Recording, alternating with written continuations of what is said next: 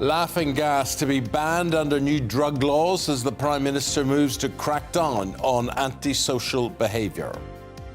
Good morning, it's 6 o'clock on Monday, the 27th of March. This is Breakfast on GBNews with Eamonn, Holmes and Isabel Webster. Leading the news this morning, Rishi Sunak is to announce new drug testing powers and a ban on laughing gas as part of his plan to get tough on antisocial behaviour. The Levelling Up Secretary said the proposals would stop parks becoming drug-taking arenas.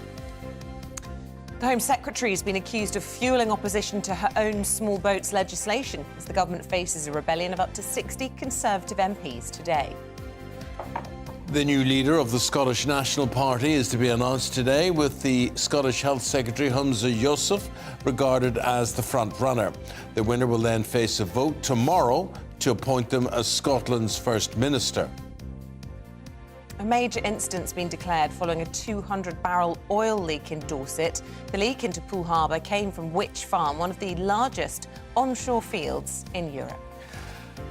And the Duke of Sussex is joining a group of celebrities to bring a lawsuit against the Daily Mail publisher, Associated Newspapers, accusing them of phone tapping. Now, if your phone has been tapped, get in touch with us today, or maybe save your evidence for court. Yeah, maybe we know what you said already. Yeah. But anyway, GBViews at gbnews.uk, or you can get in touch with us via the Twitter sphere at GBNews.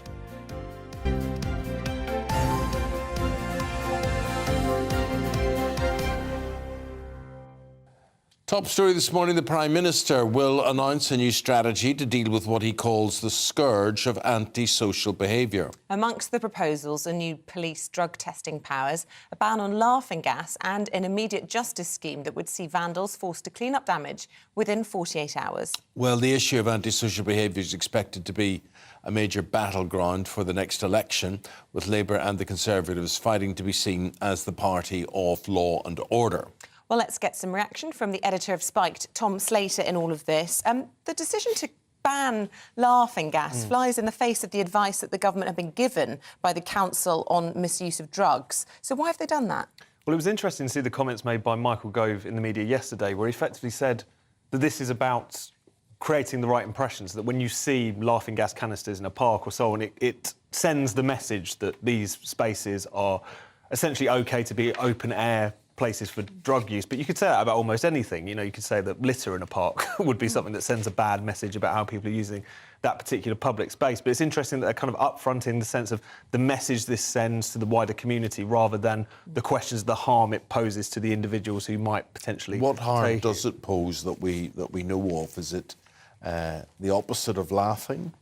Well, this is the point that the independent reviewers were particularly focused on, which is to say, it's not so that there aren't negative consequences, particularly for individuals, young people with brains developing and so on, who would take it to a large degree, but it's nowhere near as kind of serious as more serious substances, which of course are already illegal. And it's an interesting point towards it feels like in so many areas. It feels like policy kind of is shifting towards a more liberal approach in some areas, certainly in other countries, but the UK seems to be quite doggedly behind restricting these kinds of things. So that is the serious point, though, of all of this. This has become a battleground between Labour and the Conservatives, law and order. Yes, it seems like both of them are very keen to stress their credentials on this particular topic, and particularly antisocial behaviour. It was only a week or so ago that we saw, again, a Keir Starmer speech addressing those questions of how people can feel, again, alienated from their own communities by low-level kind of petty crime, or as well as just antisocial behaviour. Now you're seeing the Tories really trying to pick up that mantle with this vaunted crackdown, and criticism from Labour of basically kind of stealing their ideas. So it's quite clear that they both recognise this as a key battleground. Yeah, and that's where we need to. The Telegraph, that you would assume would be sort of sympathetic to a story about law and order, focusing on how this will target beggars. That's I mean, obviously generating headlines, but that's going to make a lot of people wince. No one wants to see. Why beggars. do beggars use it? Well, beggars are going to be moved along and criminalised. Oh, sorry, it's nothing to do with laughing gas. No, It's sorry, just antisocial behaviour. Yeah. And this is one of the really concerning consequences of the kind of clampdown on antisocial behaviour that we've seen over recent decades. In recent years, the Tory government brought in these new public spaces protection orders, which was effectively to ban certain types of behaviour in certain localities. And around 2018, there was reported a kind of flurry of homeless people being fined, even arrested. And when you're getting into that kind of territory of people who have nowhere to go being fined and criminalised for having nowhere to go, that is the point at which I think a lot of people in the public feel like this is getting it wrong, I would say. Tom, can we talk about other things happening in politics today? Another big moment in this illegal migration bill. It's getting to committee stage today. But there's lots of different rebellions from different wings within Rishi Sunak's own party. There's up to 60 rebels who Suella Braverman could be rallying.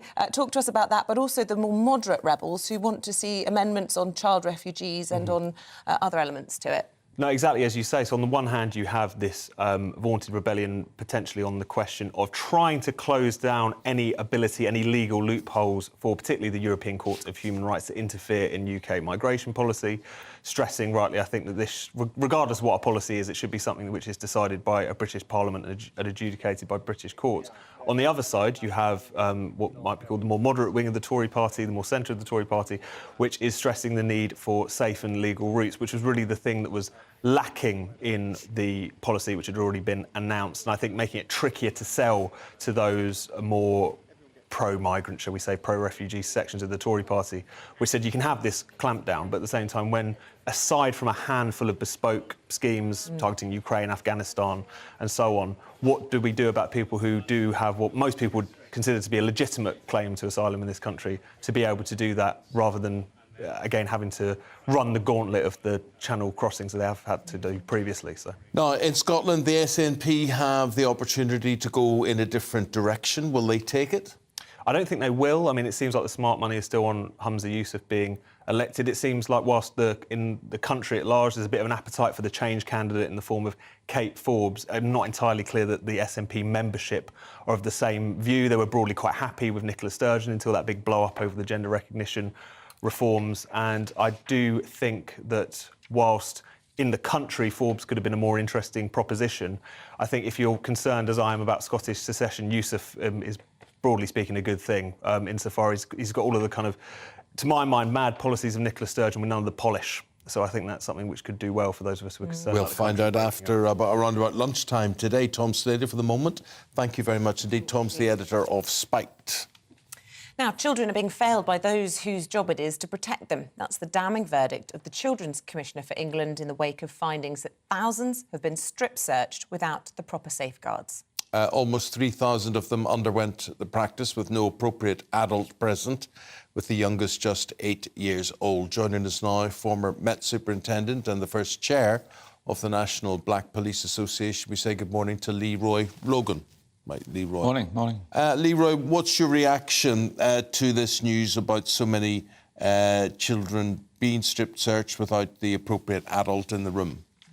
Well, it carries on from the Child Q case of 2001 and the review that was very hard-hitting against the Met in 2022. So, you know, the case is quite clear that they're not treating young people in a safeguarding manner. Schools especially should be the safest place for young people, and they've been searched, and in the case of Child Q, strip-searched in the most vile of ways, and all over reasonable grounds for smelling of weed. And reasonable grounds, smelling of weed is not reasonable grounds. And you're starting to see that with these wider strip searches. Reasonable grounds have been flouted, no appropriate adults, as you say. And, of course, it's really showing another systemic failure that even the case report has highlighted. And so it's not a shock. It's just following on a cascade of hard-hitting reports that shows that the police service, in particular, the Met, who does the lion's share of strip searches for youngsters, is not fit for purpose, and they've got to get a grip of this. Yeah. Rachel D'Souza, the Children's Commissioner, said that when she's publishing the report today into this, said that the figures are keeping her awake at night. She said she found it disturbing that in some cases children were being strip-searched in cars, very often by members of staff of the opposite gender, a child as young as 8. And as you point out, this child Q, she said all of this report has been triggered by the bravery of a child who was asked to remove her sanitary towel and all the rest of it, not through whistleblowing within the police service. Well, I've got a question, what's happening with the supervisors? Because either they're just stuck in their offices and they're just rubber stamping what's being put before them, or they should be getting out, supervising officers who are supposed to be conducting these searches and finding out what is going on. Because when I was a supervisor, I'll go out with my team, find out who are the good cops, who are doing the right things. Hopefully the bad cops are a minimum and we can develop them or root them out. It just seems that these numbers show it's like a cultural thing. And this is the issue about the culture of the police service. It seems to be a lot more toxic. It's a lot more gung-ho, enforcement-based. Yeah, but wait a minute. We're talking about bad cops here. What about bad kids? What happens to them? That business you say that because you smell of weed, that's not reasonable an grounds. excuse to search. Why not? Because it's not. Because, I mean, it has been flouted for so long. I mean, I remember one of my constables said to me one time, oh, yeah, I smelt weed when I was driving along a car and it was raining. How can you smell weed? When if you don't use it properly, you will, again, it's a control measure to say, listen, you need to carry out stop and search with reasonable grounds, intelligence-led, and not on stereotypes or the age of that person, their ethnicity, lifestyle, whatever. And don't disrespect people, treat them with dignity. Even if they're the toughest and most, bad people, been to the school of hard knocks, you still treat them with respect and dignity. We should point out it's different from a stop and search. This is a strip search where someone is Absolutely. stripped naked, orifices checked, all the rest of it. Yeah. Well, that's an intimate search. I mean, a strip search is normally more than outer clothing. Right. But the intimate search is when you go down to their underwear and you'll check orifices and all that sort of thing. The Children's Commission is saying that these should only be used in life or death situations. Sparing. When the person poses a risk to themselves or others, they might have something concealed, that a strip search is necessary, or even an intimate search, but it should be sparingly. Unfortunately, it seems like there's a cultural emphasis on this. You strip search, you bang on the handcuffs even before you have reasonable grounds, and then you can't discount the number of strip searches that are carried out in custody suites. Those figures are still hardly touched on. And I used to challenge my custody officer saying, why are you strip searching practically everyone that comes in? Why are you strip searching youngsters and treating them like adults when they should be dealt with as young people with safeguarding measures, etc. And it's just treating people with a lack of respect and dignity is having a terrible effect. And it's on such a scale. I'm just wondering how long will it take to put it back into control? Because the culture seems to have taken over procedure and practices that, unfortunately, is no longer fit for purposes. And when we hear day after day that the police force is full of not just a few bad apples, but, do you really want your child alone being strip-searched by somebody who you can't trust? Well, it's the Everard case as well. Young women and girls and wider women are thinking, well, can I go to a police officer? Are they the right sort of person? And so you've now got this situation where the protectors are seen as predators, and they're all wearing the same uniform. And that's a real dilemma, because, I'm a grandfather of 2 granddaughters, my daughter, I'm thinking to myself, are they going to feel safe? And so there is a massive problem, and it's a defining moment for the Met and other police services. And I hope the Commissioner, Sir Mark Rowley, really looks at this thing very carefully and understands it's a defining moment for him and how he's going to run the Met and the wider police service, because otherwise they're going to find themselves in a situation where they're not legitimate, because the cornerstone of police legitimacy is trust and confidence, and the Met is at an all-time low, and it's not just black communities but wider public as well. Leroy, thanks for your take. Leroy Logan's a former Met Police Superintendent. Those were his views. Your views, very, very welcome. Get in touch with us the usual ways. The time coming up to 6:15. Let's bring you up to date with the rest of today's top stories. People are being urged to avoid using the water and the beaches of Poole Harbour after an oil leak led to a major incident being declared. Around 200 barrels of reservoir fluid leaked into the water from a pipeline operated by the gas company Perenco. Ukrainian soldiers have completed Challenger tank training in Britain and will return to fight against Russia. Kyiv's forces travelled to Britain after the government announced it would send 14 of the tanks to support them in their fight. Millions of low-income households across the UK will receive the next government cost of living payment this spring. The £301 cash support will be sent directly to 8 million eligible homes, including people on universal credit, between April and May.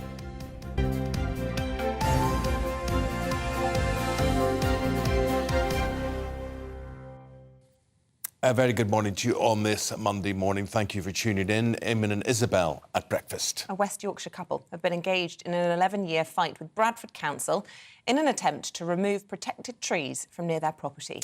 Now, GBNews viewers Brian Tempest and Sue Dickerson fear they could become homeless if one of these 90-foot trees bordering their garden falls down. Anna Riley with the story. These trees are making life a misery for one couple in Baildon, and the risk of their collapse has left the homeowners fearing for their lives. The 3 30-metre sycamores that border Brian and Sue's garden are protected by a tree preservation order, meaning they need permission from the council to cut them down. But after more than a decade-long dispute, the local authority refused to give the couple the go-ahead, despite them offering to pay for the removal.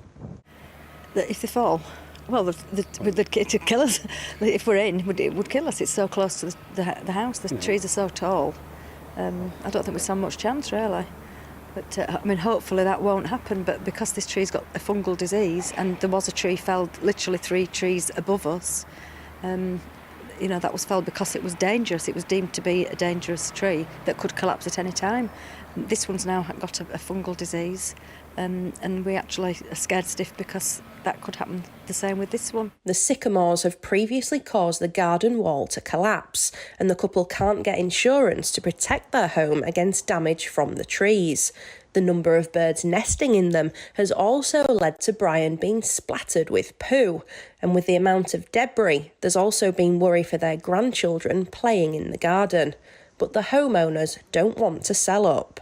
It's all right, people saying, well, why don't you move? Those trees were there 100 years ago, possibly. It's all right, people saying that, but that's not the answer. We love trees. It's not that we don't want trees. We will replace them with other ones. They're just too close to the house and cause us a lot of trouble. And it's not just Brian and Sue having trouble with the trees. A few doors down, other residents on the street have had near misses with falling branches. There's a branch that's coming down onto our swing seat over here. They're just not maintained properly.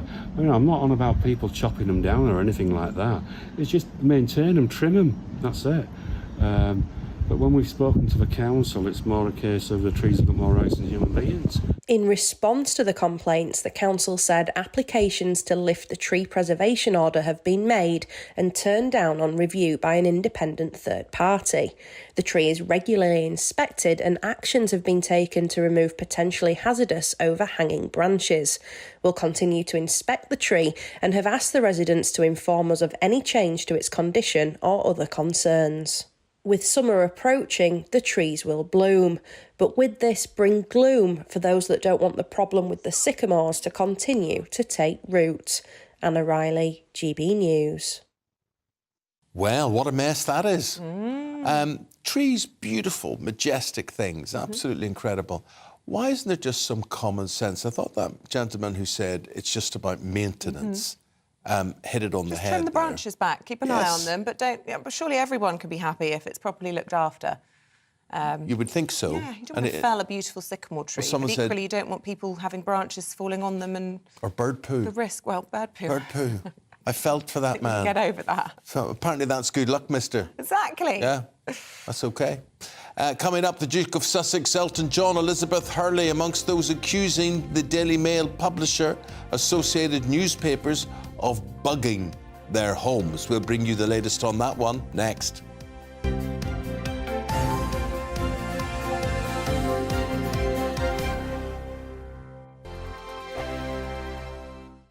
Monday to Thursday nights on GB News. At 6, it's Dubes & Co. 7 o'clock, Farage. At 8, join Jacob Rees-Mogg. And at 9, Dan Wootton Tonight, followed by headliners. On TV, radio and online. This is GB News. It's all about family, being in people's living rooms, all the interaction and getting to know who our viewers and listeners are. When I was young, my dad used to say, "Nah, stop arguing." I wanted an outlet that would enable me to give my opinion.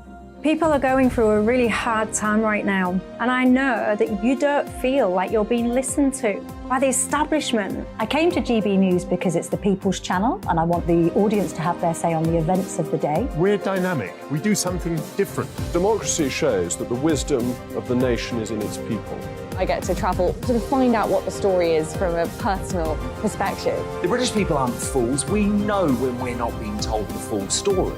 We've got to work out how Britain moves forward from this. It's the best country in the world. The establishment had their chance. Now we're here to represent your views. Britain's watching. Britain's watching. Britain's watching. We're proud to be GB News. The People's Channel. Britain's news channel. Join me, Patrick Christie's, Monday to Friday, 3 till 6. We tackle the day's news agenda like you've never seen before. It's high tempo, high octane, the most controversial topics, and the best guests. You will not be able to take your eyes and ears off it. I'm not afraid to ask the questions that you really want answered. 3 till 6 p.m, Monday to Friday on GB News, the People's Channel, Britain's news channel.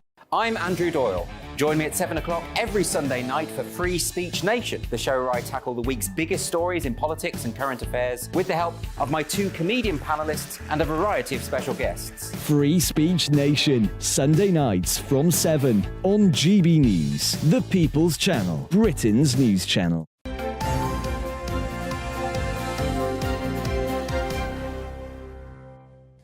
(22 still to come.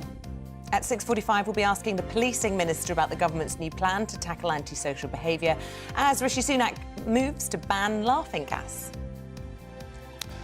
Bricklayers earn 6-figure salaries. Good luck to them, I say.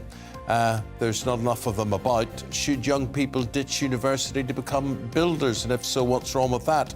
7:20. We love to hear from you, as always. Email us gbnews@gbnews.uk, or you can tweet us at GBnews. Lots of people enjoying that last segment on strip searching, saying that, goodness his name now. Oh, Leroy Logan was speaking a lot of sense, and he should be the new director of the Met, if I could remember his name. Anyway, lots of praise for him. But meanwhile, a lot of little, what's the word I can use about them? I can't use any words about them. Young people get off then with doing things. They get off. They're not all innocent. They're not all angels. They're not all angels. They still can be punished, but should they be stripped without an adult present? Well, you keep saying stripped. It's strip search. You don't totally mean stripped with their underpants off. Well, and who everything. knows? If they're not, no one else is there. They need chaperones. That's called an intimate search. No, that's in orifices. That's yes. Strip search is having your clothes taken Why can't you just have a third party present? Look, no, we used to in Northern Ireland. They used to have this saying, and he only went out for a bottle of milk. Meaning, you could get away with anything under that defence. God love me, he was only out for a packet of sweets. No, a child Somebody is a child. slipped a bomb Punish under them his if jacket. they've done something wrong, but make sure they're protected as well, because we know there are lots of wrong ones out there. Yeah, let's not all look at them and think they're all angels. I'm not saying that, because they're not. but they shouldn't be. They're not unchaperoned and naked. Anyway. 23 minutes and 24 actually. There it is, 24 minutes past 6. The Duke of Sussex is joining a group of celebrities, and they include, Isabel? Sir Elton John, Elizabeth Hurley, to name just a few. Right. And they're bringing a lawsuit against the Daily Mail publisher Associated Newspapers. Why? Well, the accusations to be heard at the High Court today include claims that private investigators were hired to place listening devices inside people's homes and cars. Well, let's go live to the Royal and Showbiz reporter, Kinsey Schofield, who's got more details of all of this. Well, tell us more, Kinsey. Yeah, I mean, it does seem like a total invasion of privacy that a private investigator, they're alleging, hid microphones in their phones, in their homes, in their cars. They were followed around, would dress up as doctors to access their banking information, or to access their medical information. They hacked their banking information. There is a very large list here of accusations. And you're right, it's Sadie Frost, it's Elizabeth Hurley, it's Elton John, and it's Prince Harry. This is, a very elite group of public figures making these accusations. We all thought we'd moved on from this in the UK. The tabloids were hauled over the coals, weren't they, in the Levison inquiry? And those days were behind us, we thought, of people's There's definitely voicemails being changes. listened It's to. definitely It's less getting worse aggressive. again. Oh, no, it's got better. Which? It's less aggressive. Right. So this is why this is such a surprise. Yes. That if this I is think proven... specifically with Prince Harry, because the argument you're seeing online is that this is a man that, he wants to talk invasion of privacy while producing 6 hours of Netflix content, while putting out the book Spare. It looks a bit hypocritical when he's creating so much content, almost invading other people's privacy with the content that he's creating. So I understand that argument specifically with Harry involved in this case. Yeah, but it doesn't entitle a publication to, access his medical records or place a bugging device in his car. If that's true, I mean, if they can prove that those are true, these are all allegations at this point. So if their lawyers, this is a 4-day, this is a preliminary high court hearing to determine if it goes any further, and if the arguments that the lawyers put in front of the court that prove that those accusations are true, or they have evidence of that, we will see it go further. But these are, at this point in time, these are all accusations. Kinsey, have there been any stories which they can relate to, or they can point to and say that, well, they wouldn't have had that unless they were illegally listening to us? I believe that is what we're going to hear today, some examples of that. But, the issue that you were talking about in the past, I believe that there are stories about Prince William confronting Kate Middleton, his girlfriend at the time, wondering how stories were ending up in the tabloids. And it was because somebody had hacked her phone and were listening to his voicemails on her phone. So it is very similar in that case, where you're seeing some stories. Are these stories ending up in the headlines because they were achieved by illegal ways? We'll have to see. Look, they've got form, haven't they, the Sussexes, in suing Associated Newspapers. In fact, during the Netflix series, they even sort of hinted or suggested that was one of the causes of Meghan's first miscarriage, because of the stress of taking legal action. That's right. Prince Harry is involved in another case right now in regards to his security. So this is not his first go around with them. And in that Netflix special, they basically suggest that Meghan was under so much stress. They document her sleepless nights and her sitting in front of the computer. And they say that they believe that one of the reasons for her miscarriage was the stress of the court case that she brought on the Mail over the Thomas Markle letter that she ultimately ended up winning. Kinsey, very important thing to say to you, and that is, happy birthday to you, happy birthday to you, happy birthday, dear Kinsey. Happy birthday to you. Yeah, happy birthday. And Isabel, this is my second birthday with you in a row, and there are no two other people in the world that I want to spend my birthday with. I love you both so much. Thank you so much. I wish we could give you a cake, but you're so far away. Have you had a lovely day? I am. I'll see you in a month. Yeah. Oh, yes. It's not long till the coronation. It's getting What are you exciting. doing? How are you celebrating today?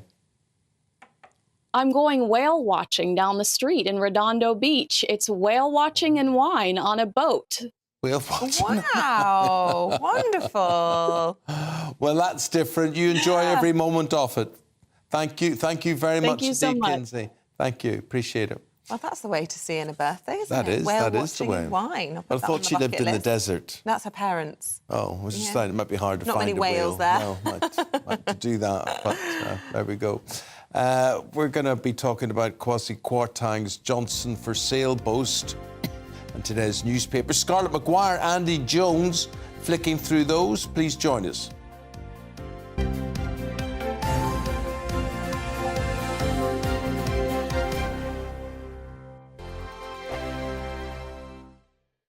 I joined GB News because I was sick and tired of not hearing my views being represented, not just mine, but so many people that I knew and spoke to. I just couldn't get my voice out there. I couldn't say anything. I couldn't do anything. Whatever the narrative was, I kind of had to follow it. GB News is there to provide a voice for those who have been ignored by the establishment media. We think different things, we've got a different style. GB News is here to be optimistic and positive about the future. It's real kind of dynamic and flowing, with the audience very much at the heart of it, like a big family.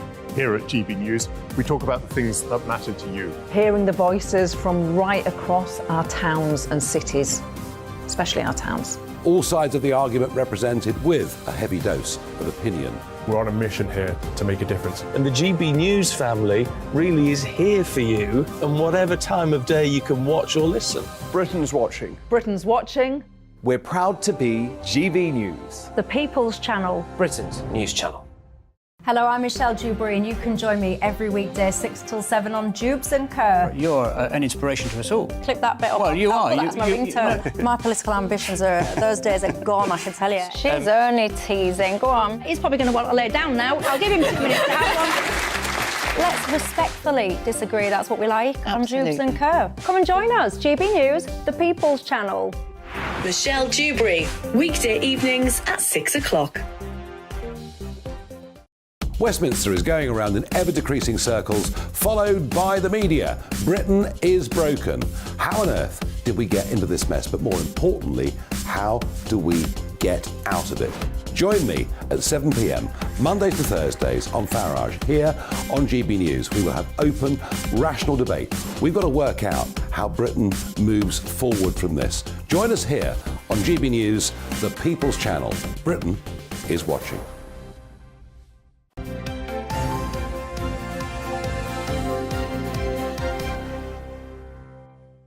Let's bring you up to date with the front pages of the papers on this Monday morning. The Metro reporting the government will ban laughing gas, known as hippie crack, to clamp down on antisocial behaviour. The Mirror, Kwasi Kwarteng boasting he could fix a meeting with Boris Johnson if you paid him around £10,000 a day. The Mail says at least 1,000 sex offenders have avoided criminal records by apologising to their victims. Harry Styles, yeah, he's at it again. He shows the world he's a new woman in his life. Now, you like this woman, Isabel. I think she's possibly the most beautiful woman on earth, Emily Ratajkowski. I don't know if that's how you pronounce her name. She's famous for showing her bottom off or something, isn't she? Her boobies in the Robin Thicke music video. Yeah, but she does Instagram accounts, so somebody tells me. She's very beautiful. But anyway, she has a successful podcast, and she's a very outspoken feminist, I should say. Is she not a bit young for him? She's 31. They're too young He's for him. 29, yeah. He likes the older. 50-year-olds, doesn't he? Anyway, that's Harry. We were reminiscing, actually, with Carol Vorderman last week about the time that you and I were on TV with Carol, and Harry Styles tweeted about it.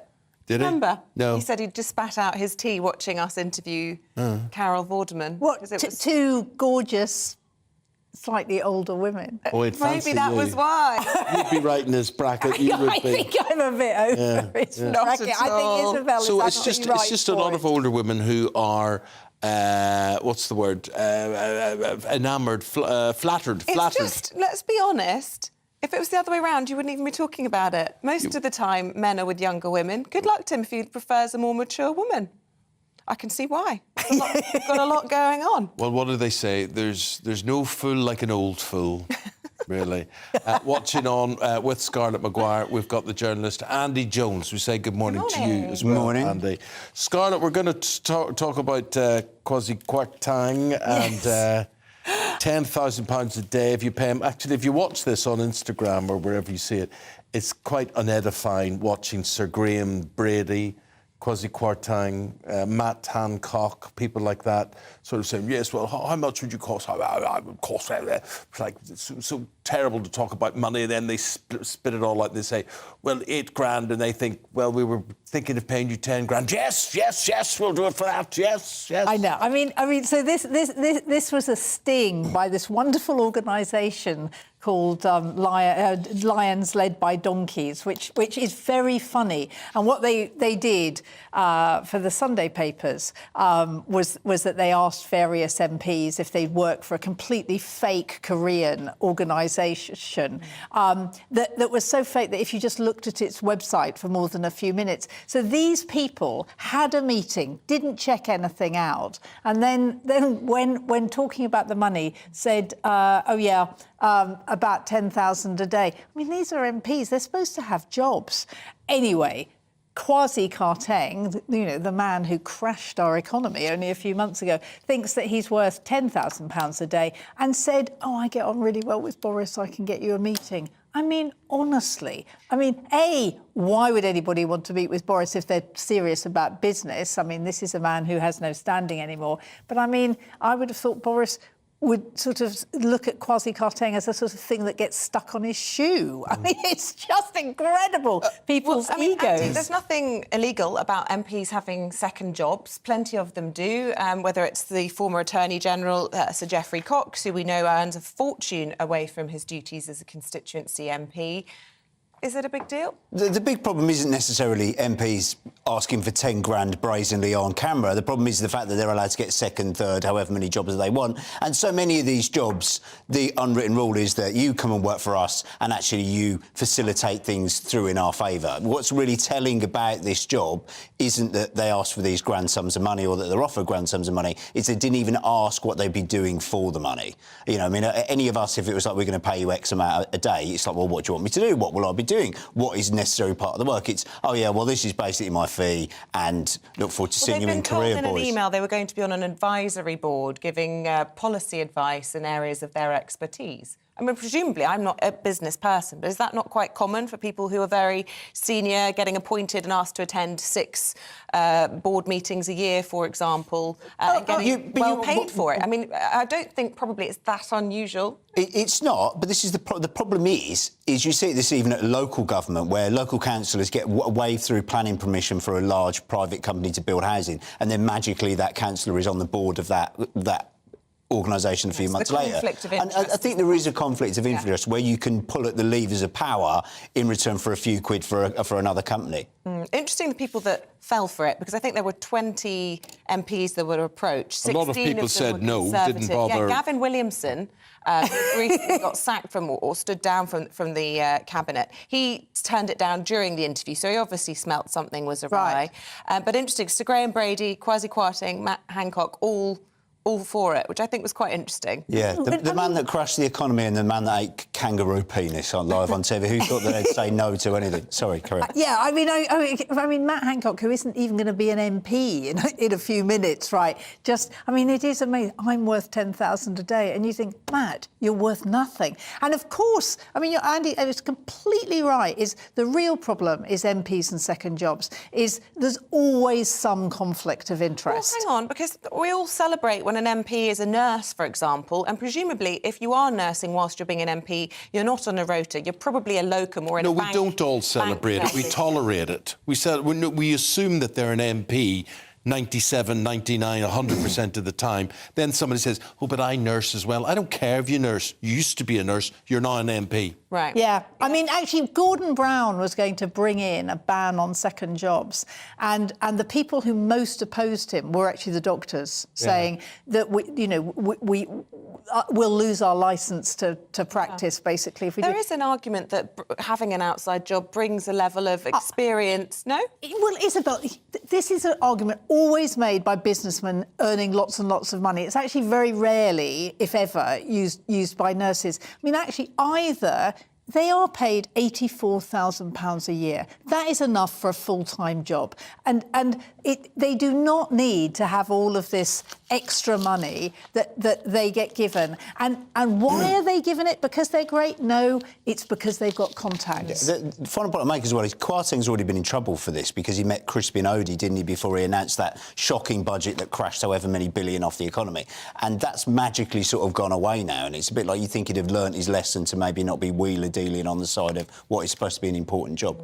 OK, well, let us know your views at He home never on strikes me as being very competent anyway. I'd look at him and I think, well, I'm paying you 10 grand. It's something very slick or competent. When you watch him doing the sums for when they negotiate with him and they say, how much would you have? Well, I have a figure in mind. I have blah, blah, blah. Would you take, how much would it go, something like 8 grand? And they said, we were thinking of paying you 10. He goes, yes, I'll have that. Yes, why not? The greed just, was, I don't know. It should be one job, end off. That's what they're paid off. I also think someone like Matt Hancock, or when I think Sir Graham Brady's standing down at the next election, I actually think once people have declared that they're standing down, they should just go because these sorts of things are just too tempting for them. Yeah. Going off, they're not committed anymore properly. But Hancock's a joke. He is a complete joke. Yeah, who would pay Hancock for anything, honestly? Why would you hire him for anything? You wouldn't hire him. Let's say what you would hire him for. A light entertainment show on telly? No, you're not funny. Something sensible or serious? Well, he no. did well for the what? For Celebrity what? Get Me Out of Here ratings. People voted to watch him being bully. They wanted him to suffer. So you would hire him for that. You wouldn't hire him That's for why that. he was No, hired by it was an absolute disgrace by ITV to pay him £400,000. They're the ones that escape from this all the time. Oh, he took £400,000. No, ITV paid him £400,000, which there is a difference. And the man's a joke. Just disappear and become whatever. What would he become? What job in life would he be? Would he what? Car salesman? No. Wouldn't. Traffic warden. No. I mean, you can't. You have to have likability to be in the public eye. Can you actually say, Scarlett, you like this man? No. Well, no. Andy, Like no. Isabel. I don't know what job he'd do. I don't know. I don't know what to become. I don't want to imagine what his future will involve. Well, he couldn't be a bricklayer. We're going to talk about this later, about Yes. what it takes to be a bricklayer. He couldn't do that either, could he? Well, that's a highly skilled job. Yeah, exactly. Right, Andy, migrant let's talk loophole. about... Well, I want to talk about you don't want to crackdown do on that. crime. This whole big agenda that Rishi Sunak's going to announce today. Right. This fight, Andy, between Labour and the Conservatives over who is the party of law and order. Who's tough on crime? Who gets to wear the sheriff's badge, I think? So Rishi Sunak, the latest raft of measures, and there's all sorts of different measures, take your choice. There's everything from sort of hippie crack, which means at the start of the bill. This is perhaps a little bit more interesting. Rishi Sunak wants to crack down on begging, which particularly those types of begging which cause particular public distress. So not just asking for money. This is people asleep in doorways. This is people asking for money at ATMs, which is quite hard to police. First of all, you've got to find an ATM in London, which there aren't any left anymore. Also, is that not already, are police not already ushering people on in those situations on doorsteps? They are. I suppose it's to give... I don't really support this anyway, but this is to give the police actual powers to prosecute. The one part of the law I really agree with, the potential law, let's be honest, I don't think it'll ever get through, but this is, he wants to make it criminal to organise begging gangs. Now, what's happening a lot in big cities is you've got organised crime, very often international organised crime. They traffic people in, they get them hooked up to debts, and then they say, right, you're begging, and they get them out on the streets begging morning, noon and night, and they're victims, the members of the public are victims, and the real people who are getting away with this are organised criminals who are fronting these gangs. And very often these organised gangs, it's quite actually hard to prosecute somebody for getting somebody else to beg on your behalf. Just, I mean, there's not a law for that. So I would very much be supporting this second part of the law, but crack down on begging, sort of asking for money at ATMs, sleeping in doorways, I find it's quite hard to prosecute. I'm not sure, really. I mean, would you, if someone asked you for money in an ATM, would you then go back to court and say, yes, this gentleman asked you for money in an ATM, prosecute him, judge? I just think, no, it's very difficult. in practice to get this through. But also, one of the things that they're trying to do is to stop people from sleeping in doorways. And you think people don't sleep in doorways for fun. I mean, I absolutely agree with you about the gangs. And even most people sitting at ATMs know what they're doing, and you know, they're not what we would think of as genuine beggars. But people who I mean, you know, you often in London walk past places and there's somebody who'd obviously been they've left their belongings in the doorway, and you just think, God, these people. I mean, this is the way they live. I mean, this isn't. Why aren't we targeting homelessness more and dealing with that? Absolutely. Why aren't we going to the foreign aid budget and saying, no, let's spend that at home and let's solve this problem? No, Eamonn, let's not go for the tiny foreign aid budget. It's not tiny. It's not tiny. It's billions. It's not tiny. It is a tiny. Why not look after your own instead of going elsewhere? Let's do both. Let's do both, right? But what happened when we cut the foreign aid budget is people died. I mean, it was going to health centres, it was going to places like that.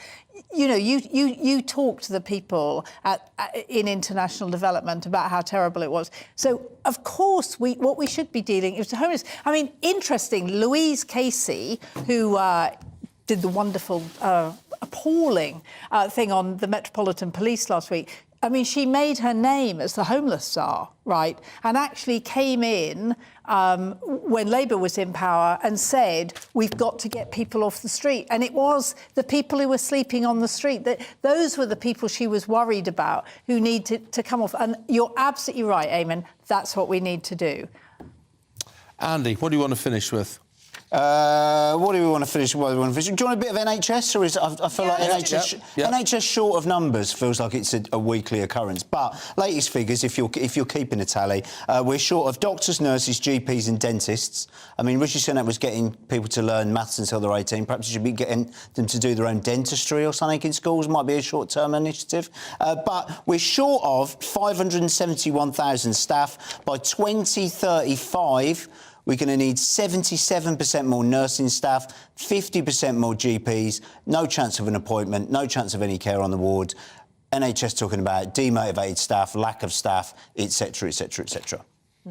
All right, listen, we're going to leave it there and have some more papers after the break. Thank you to Scarlett and Andy for now. We will be back talking to the Policing Minister, Chris Philp, as well, about the government's plans to tackle antisocial behaviour, as we've been discussing this morning.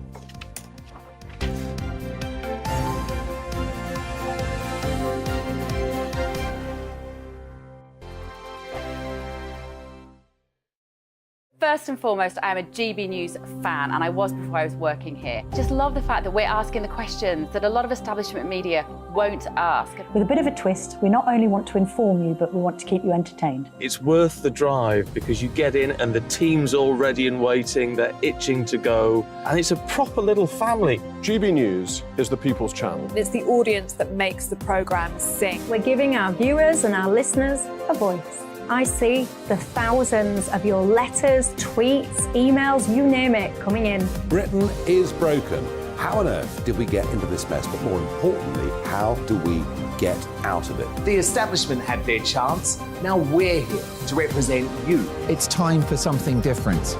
It's time for GB News. I'm very patriotic. I believe in Britain. Our best days lie ahead. Britain's watching. Britain's watching. Join us here on GB News. The People's Channel. Britain's news channel.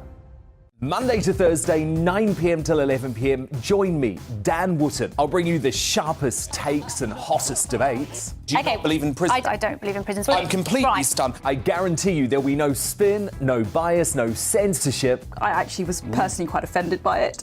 And no reason to go to bed. So I guess they've always been quite woke. That's Dan Wootton tonight on TV, radio and online. Monday to Thursday from 9 p.m. till 11 p.m. on GB News. The People's Channel, Britain's news channel.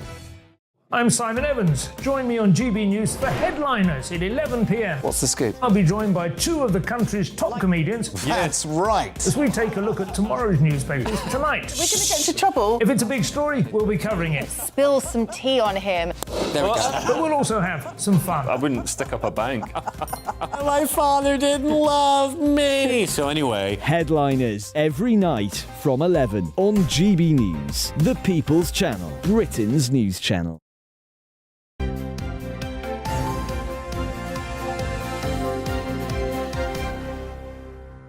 Everywhere you look today, there are headlines like hippie crackdown.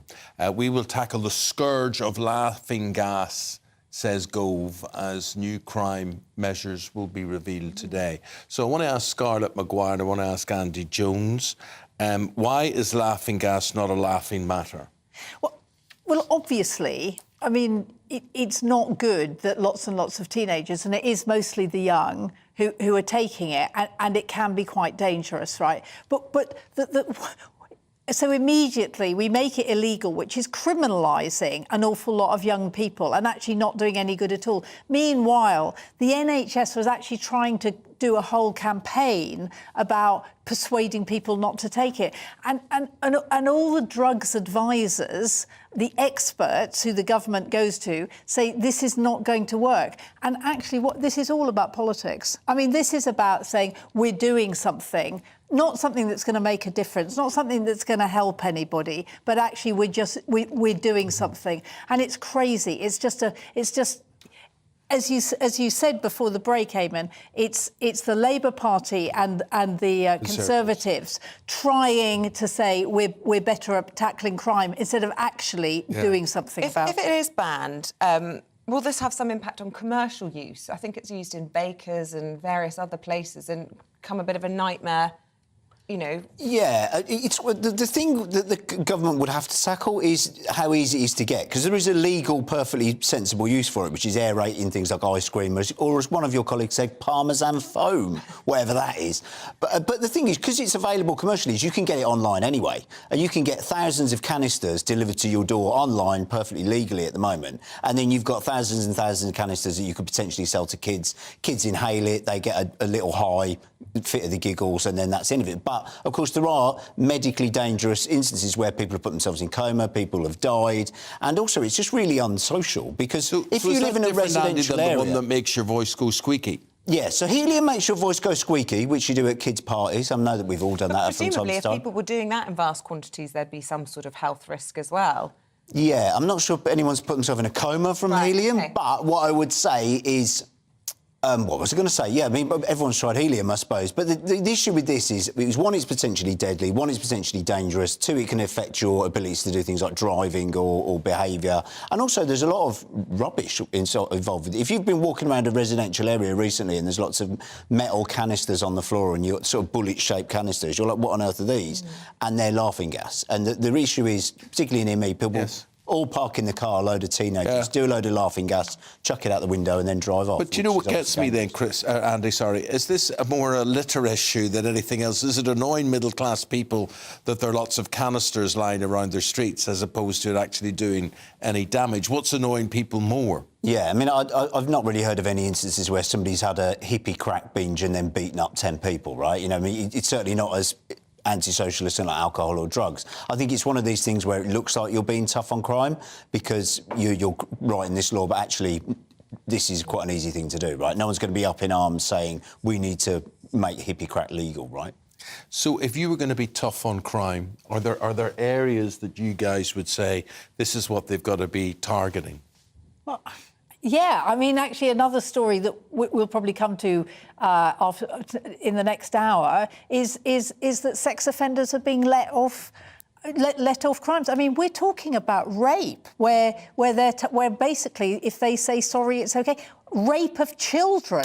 I mean, let's actually get to the real crimes rather than, as you say, something that is a litter problem, a health problem. But as Andy says, not nearly as bad as alcohol. For if we're talking about antisocial behaviour and what happens when you do it. I mean, you know, give me a load of kids on laughing gas rather than a load of kids who are completely drunk. Yeah, absolutely. I'd have significantly tougher penalties for something like unprovoked violent crime.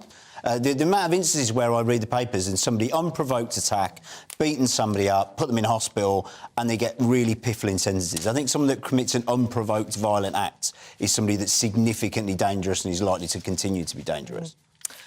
Let's have a look now. Scarlett, we've talked about the sex offenders. Let's talk about this migrant loophole. This is an interesting one. It's coming back to Westminster for more discussion, this bill that Rishi Sunak and Suella Braverman are trying to put through. But reports Suella Braverman could actually be leading this rebellion.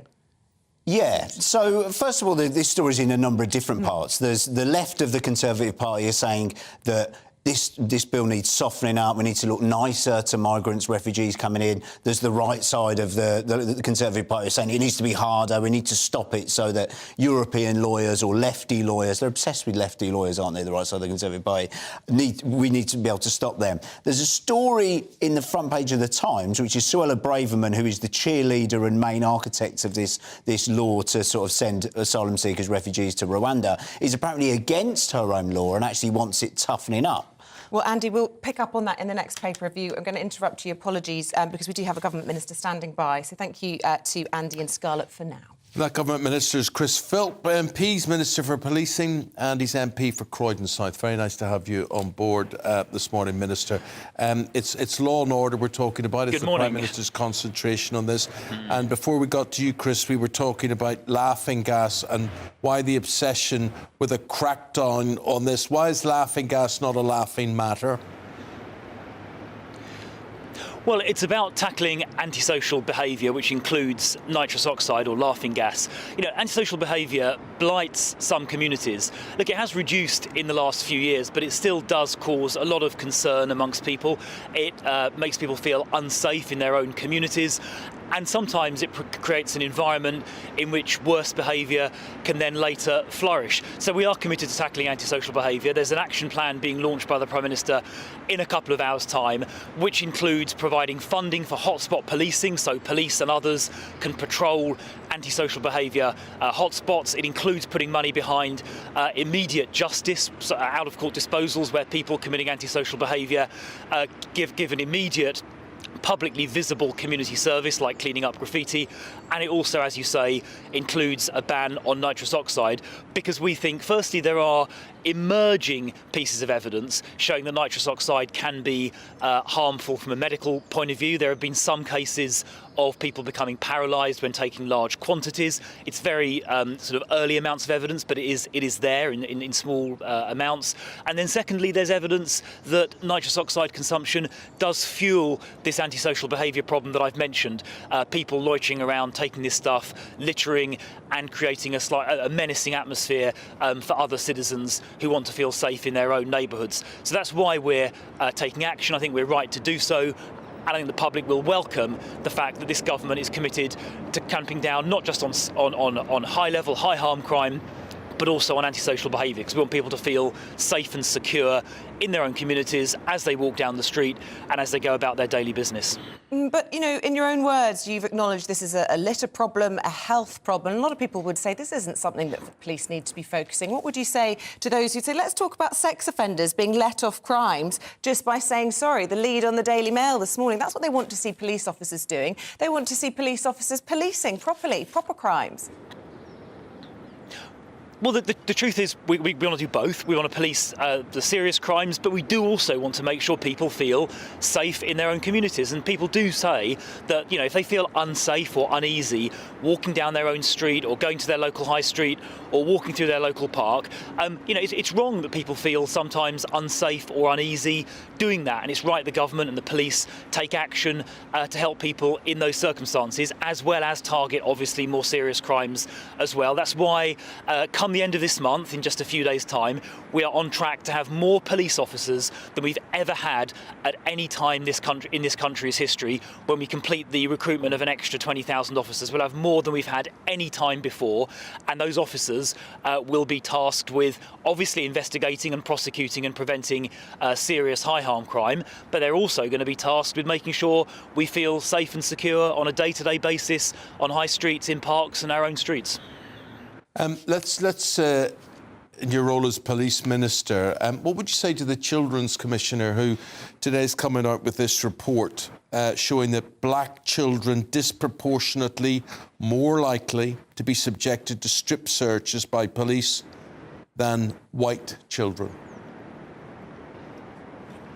Well, look, I'm going to study Rachel de Souza's report very carefully. I think I only received a copy of it from the Home Office team late last night. So I'm going to look at it very carefully. I'll take it very seriously indeed.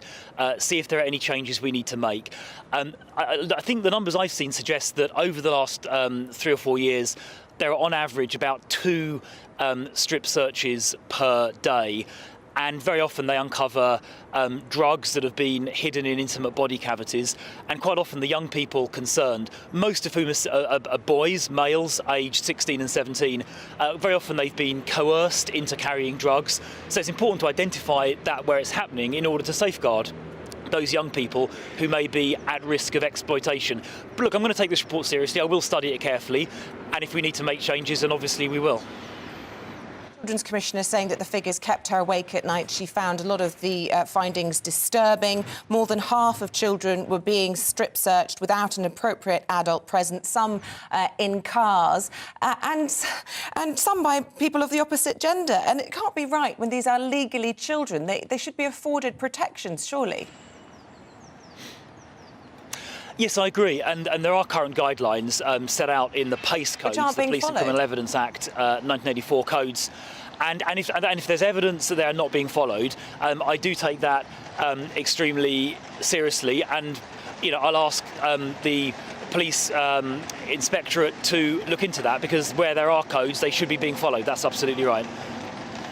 We've got to leave it there. Thank you very much indeed for your time as we approach 7 o'clock. Chris is the Minister for Police and he's also MP for Croydon South. Thank you very much indeed. Well, as we heard, Big Ben bonging 7 there. More will be coming at the top of the hour on the Prime Minister's antisocial behaviour plan in just a moment.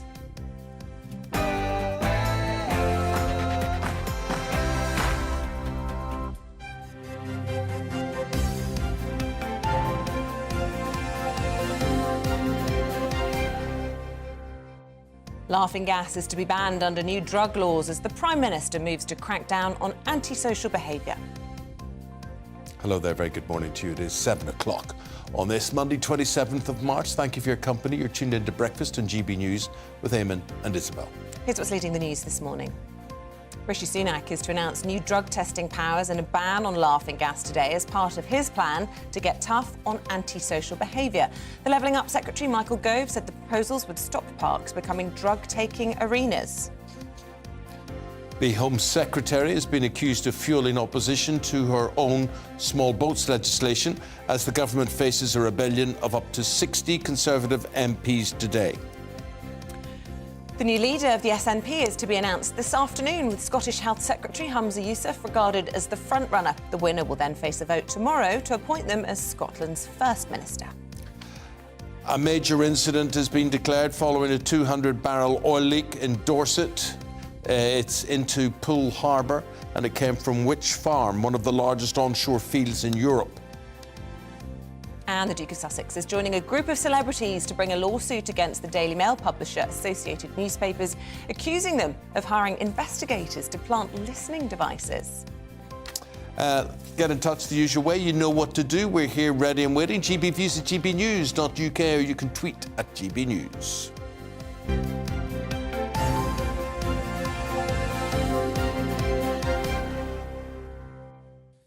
So our top story this hour, the Prime Minister will announce a new strategy to deal with what he calls the scourge of antisocial behaviour. Now, amongst the proposals are new drug testing powers, a ban on laughing gas and an immediate justice scheme that would see vandals forced to clean up damage within 48 hours. The issue of antisocial behaviour is expected to be a major battleground at the next general election, with Labour and the Conservatives fighting to be seen as the party of law and order.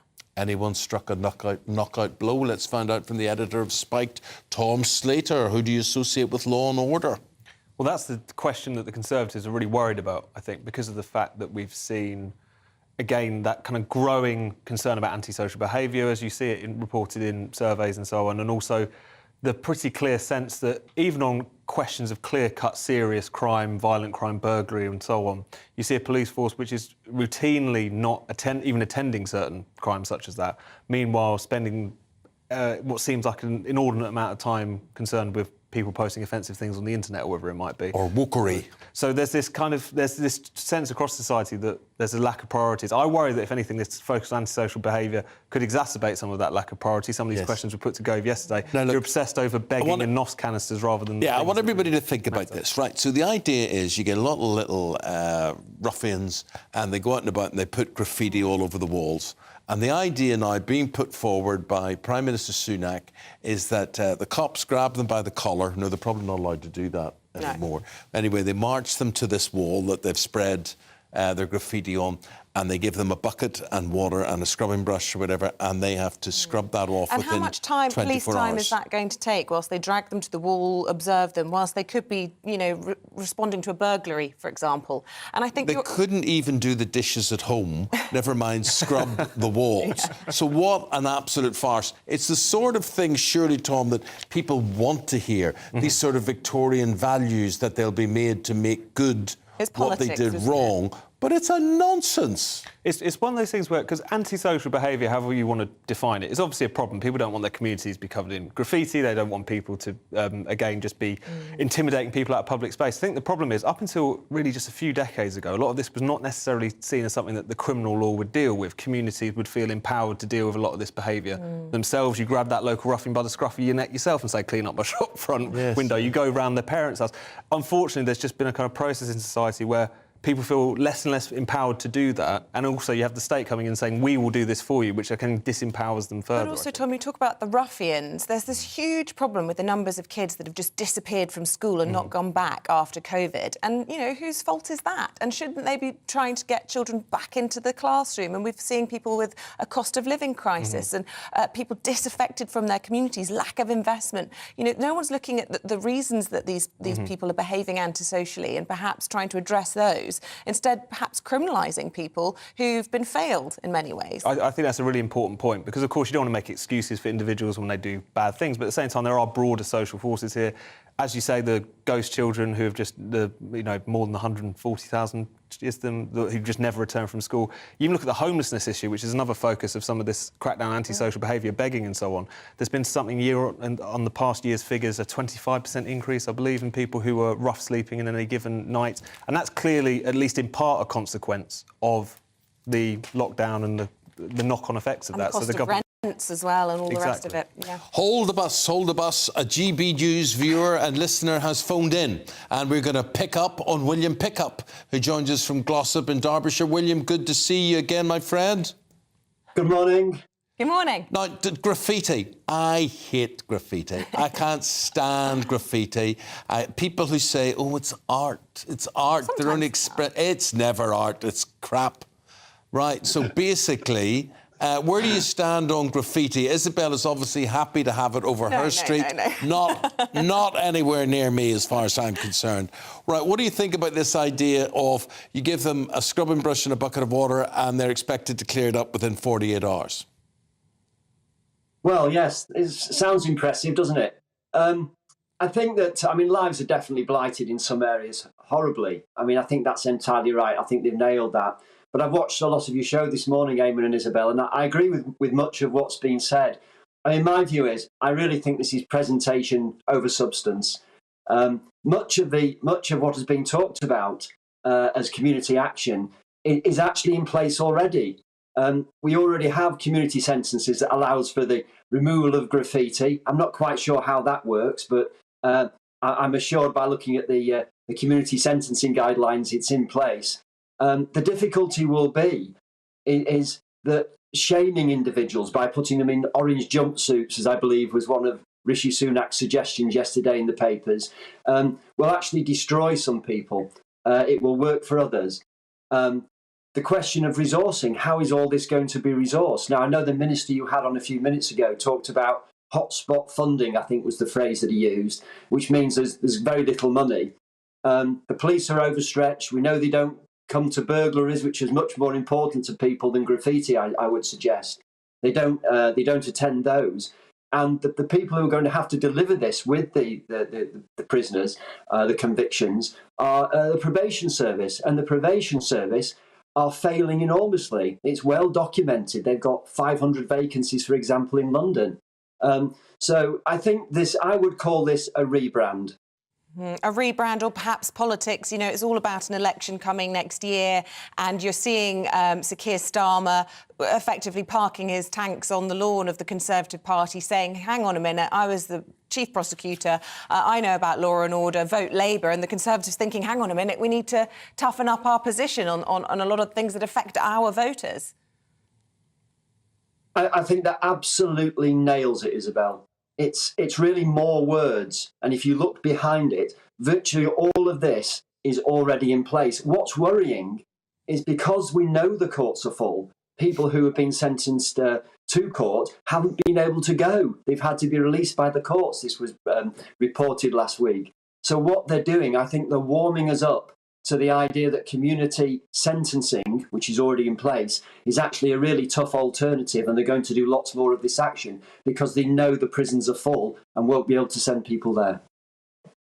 I don't know if you've seen the reports this morning about strip searches on children. 3,000 kids between 2018 and mid-2020 had been searched, more than half without an appropriate adult present. What's your view on that this morning? I think that's simply horrific.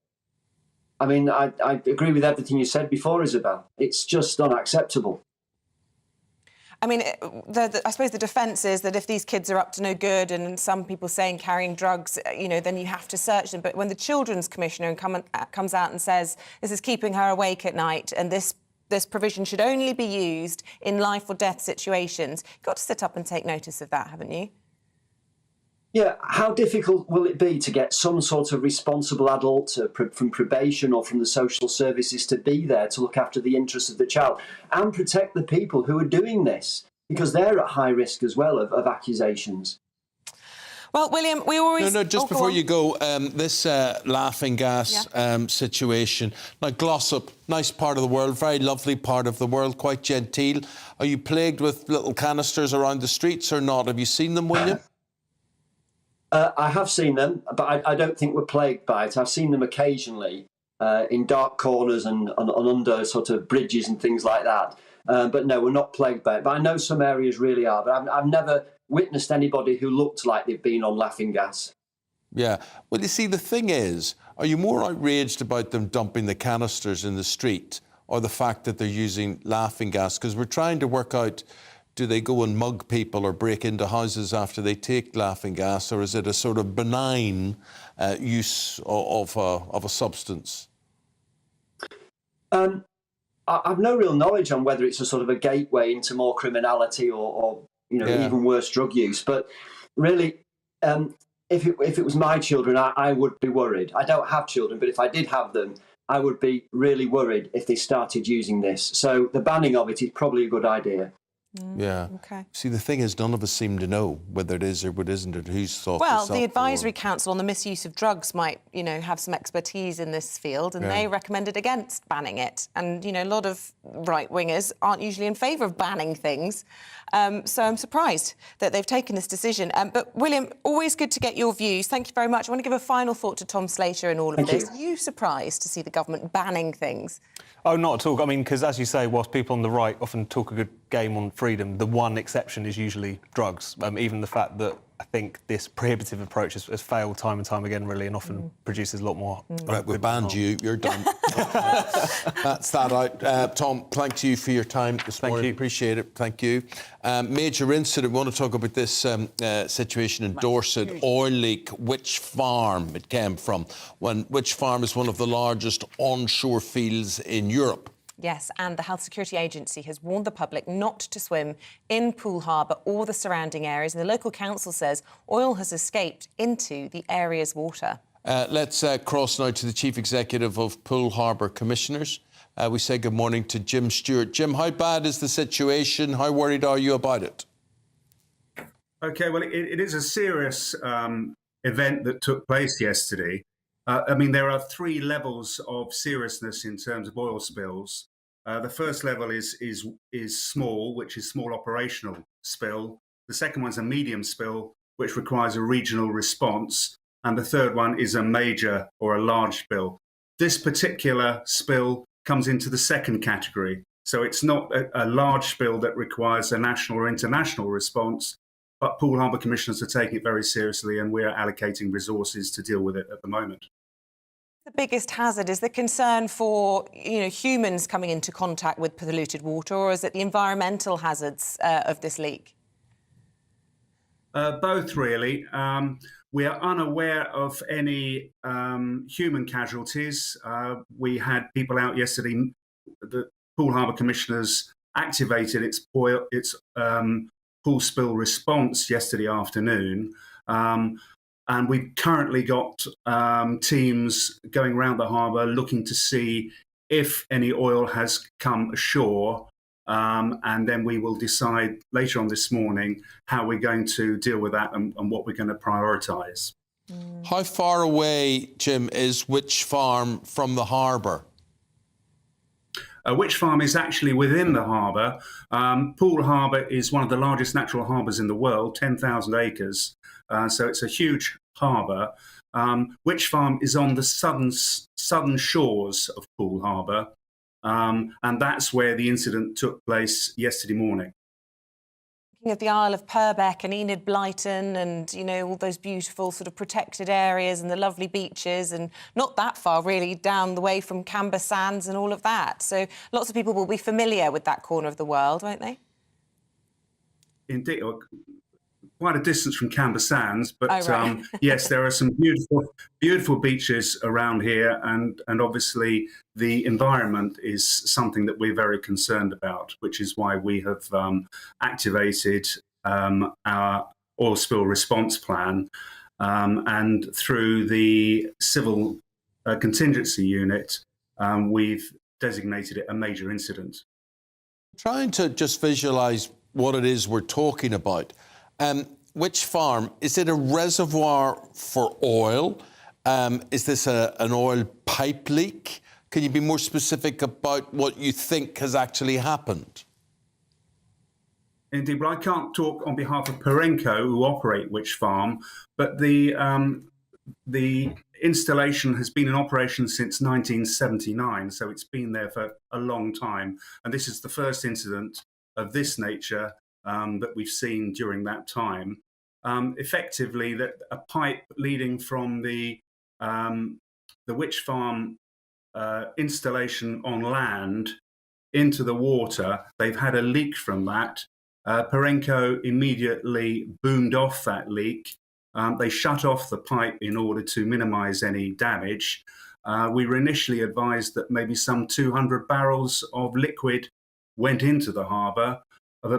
Approximately 20% of that would be crude, 80% would be saline solution.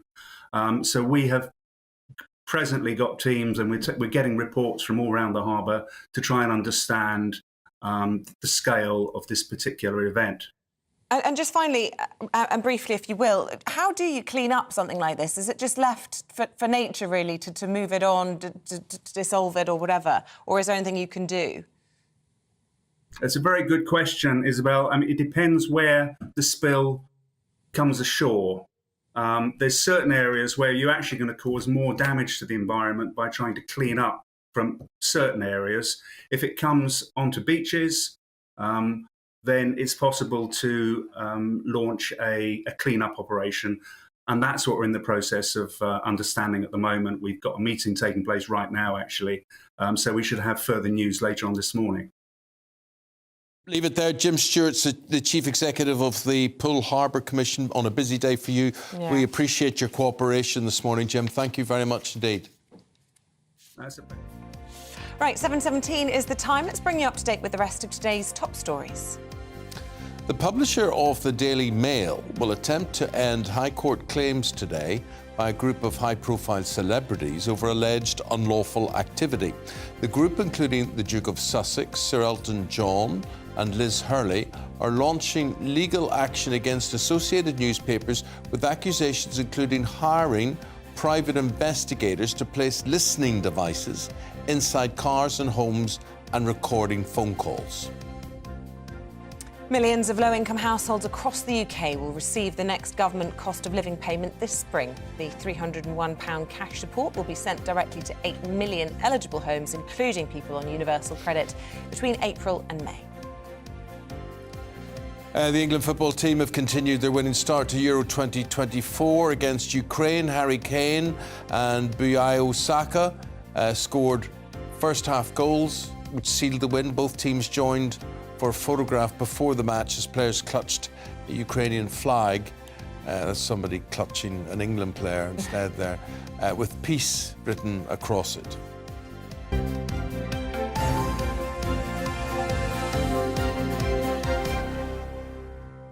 Laughing gas situation, also known as nitrous dioxide, is to become a criminal offence.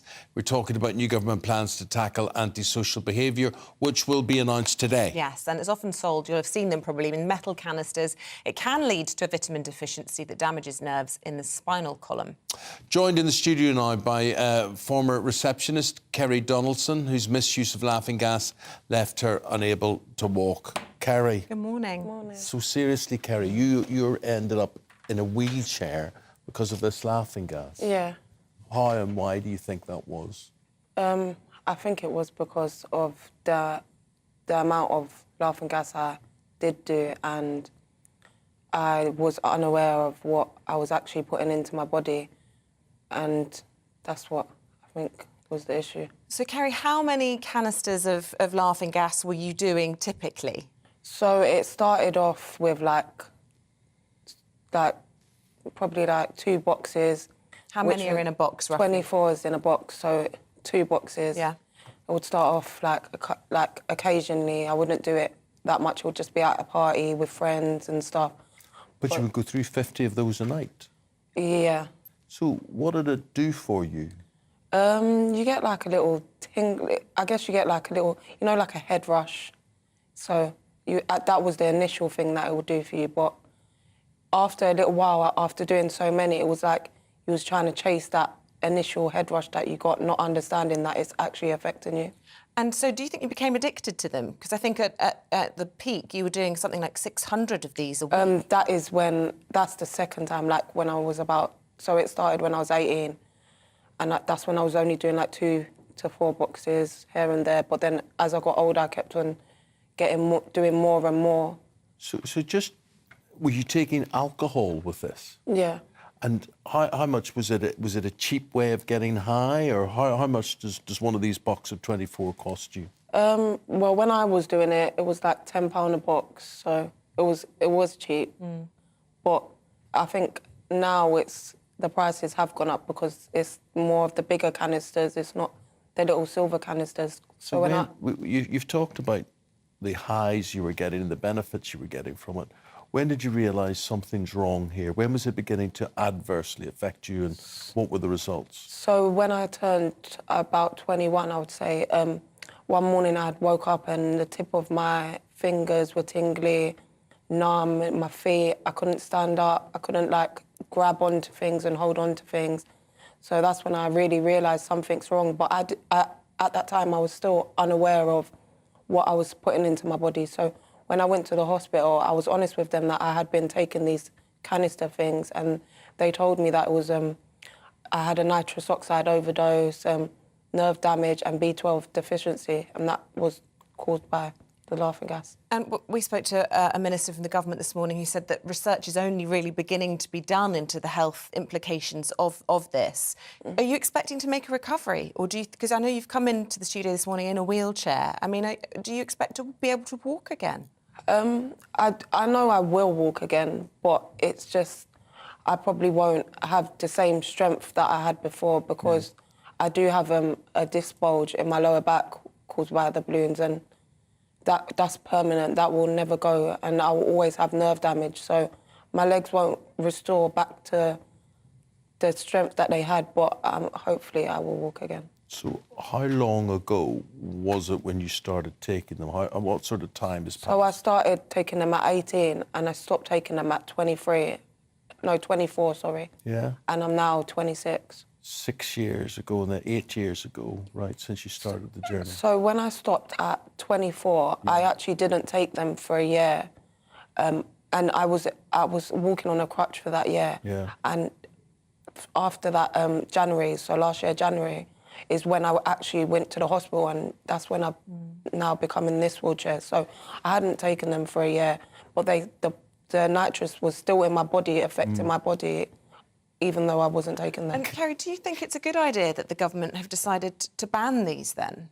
I do think it's a good idea, but at the same time, I don't think that they could ban them because initially they're not used for humans to inhale, they're used for catering. So it's like, if you ban them, are you going to ban them from catering, and are you going to ban them from the stuff that they need in catering? So. OK, well, that's a dilemma there. For somebody who's used them over the weekend or intends to use them during the week, what would you say to them, Kerry? First of all, I'd say it's not worth it. Your health is more important. And for the people that ain't going to listen and still are going to do it, I would say to them, educate yourself and understand what you're putting into your body. And if you still want to put that into your body, unfortunately, you're going to have to learn the hard way. Oh, my goodness. OK. Kerry, I hope you get well soon. Thank you. I hope things go well for you. That's Kerry Donaldson there, and she is a victim of laughing gas, no laughing matter. No, Thank you. Thank you, Kerry. Right, stay with us. Bricklayers are earning six-figure salaries due to a shortage in the profession. We are debating whether young people should ditch university and learn a trade instead. That's next.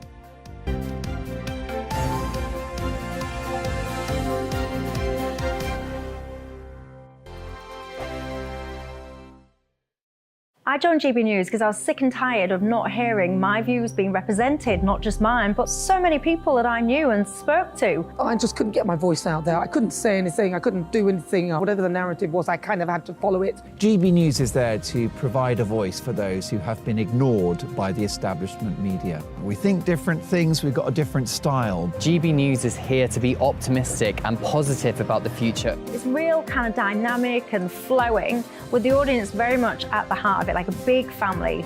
Here at GB News, we talk about the things that matter to you. Hearing the voices from right across our towns and cities, especially our towns. All sides of the argument represented with a heavy dose of opinion. We're on a mission here to make a difference. And the GB News family really is here for you, and whatever time of day you can watch or listen. Britain's watching. Britain's watching. We're proud to be GB News, The People's Channel. Britain's news channel.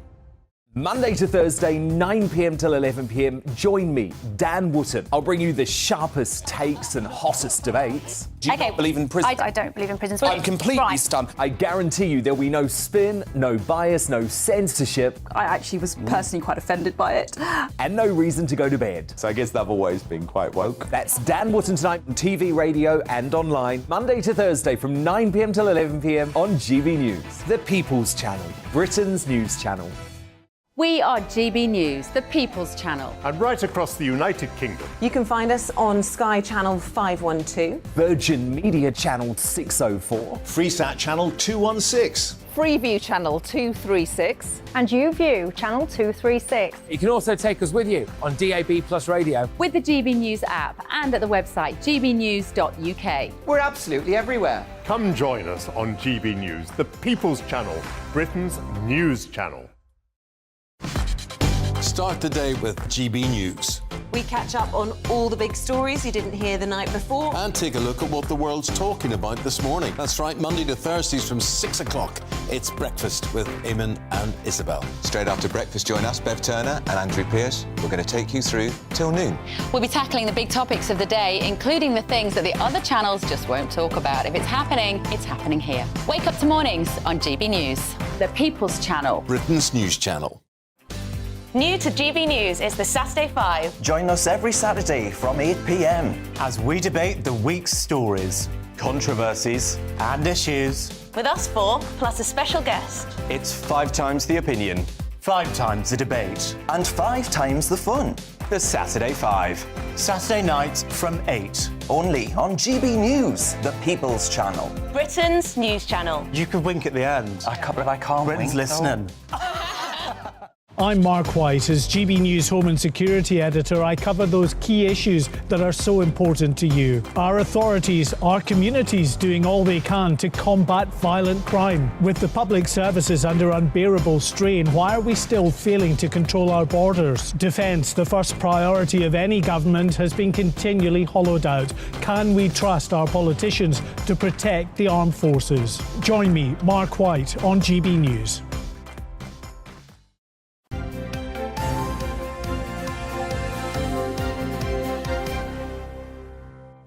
28 minutes past 7. Still to come on the programme this morning, as food prices skyrocket, could venison be the answer? At 7:45, we'll be finding out why it's being looked at as an alternative to pork and beef, and we'll show you some delicious meals that you can prepare at home. That's good. Tottenham manager Antonio Conte has been sacked following a week of behind-the-scenes drama. Paul Coyte will continue that drama with the sports news 20 past 8. And do keep those thoughts coming in this morning. We've had lots of views on all sorts of different topics. Karen says in Nottingham, the biggest problem we have in my neighbourhood are vapes. Kids as young as 12 are getting hold of these potentially dangerous sticks, and when they finish with them, they just throw them away. I was sitting yesterday in the services at, which ones were they? I can't remember. It was near Silverstone. And this guy walked past and he had one of these vapes, right?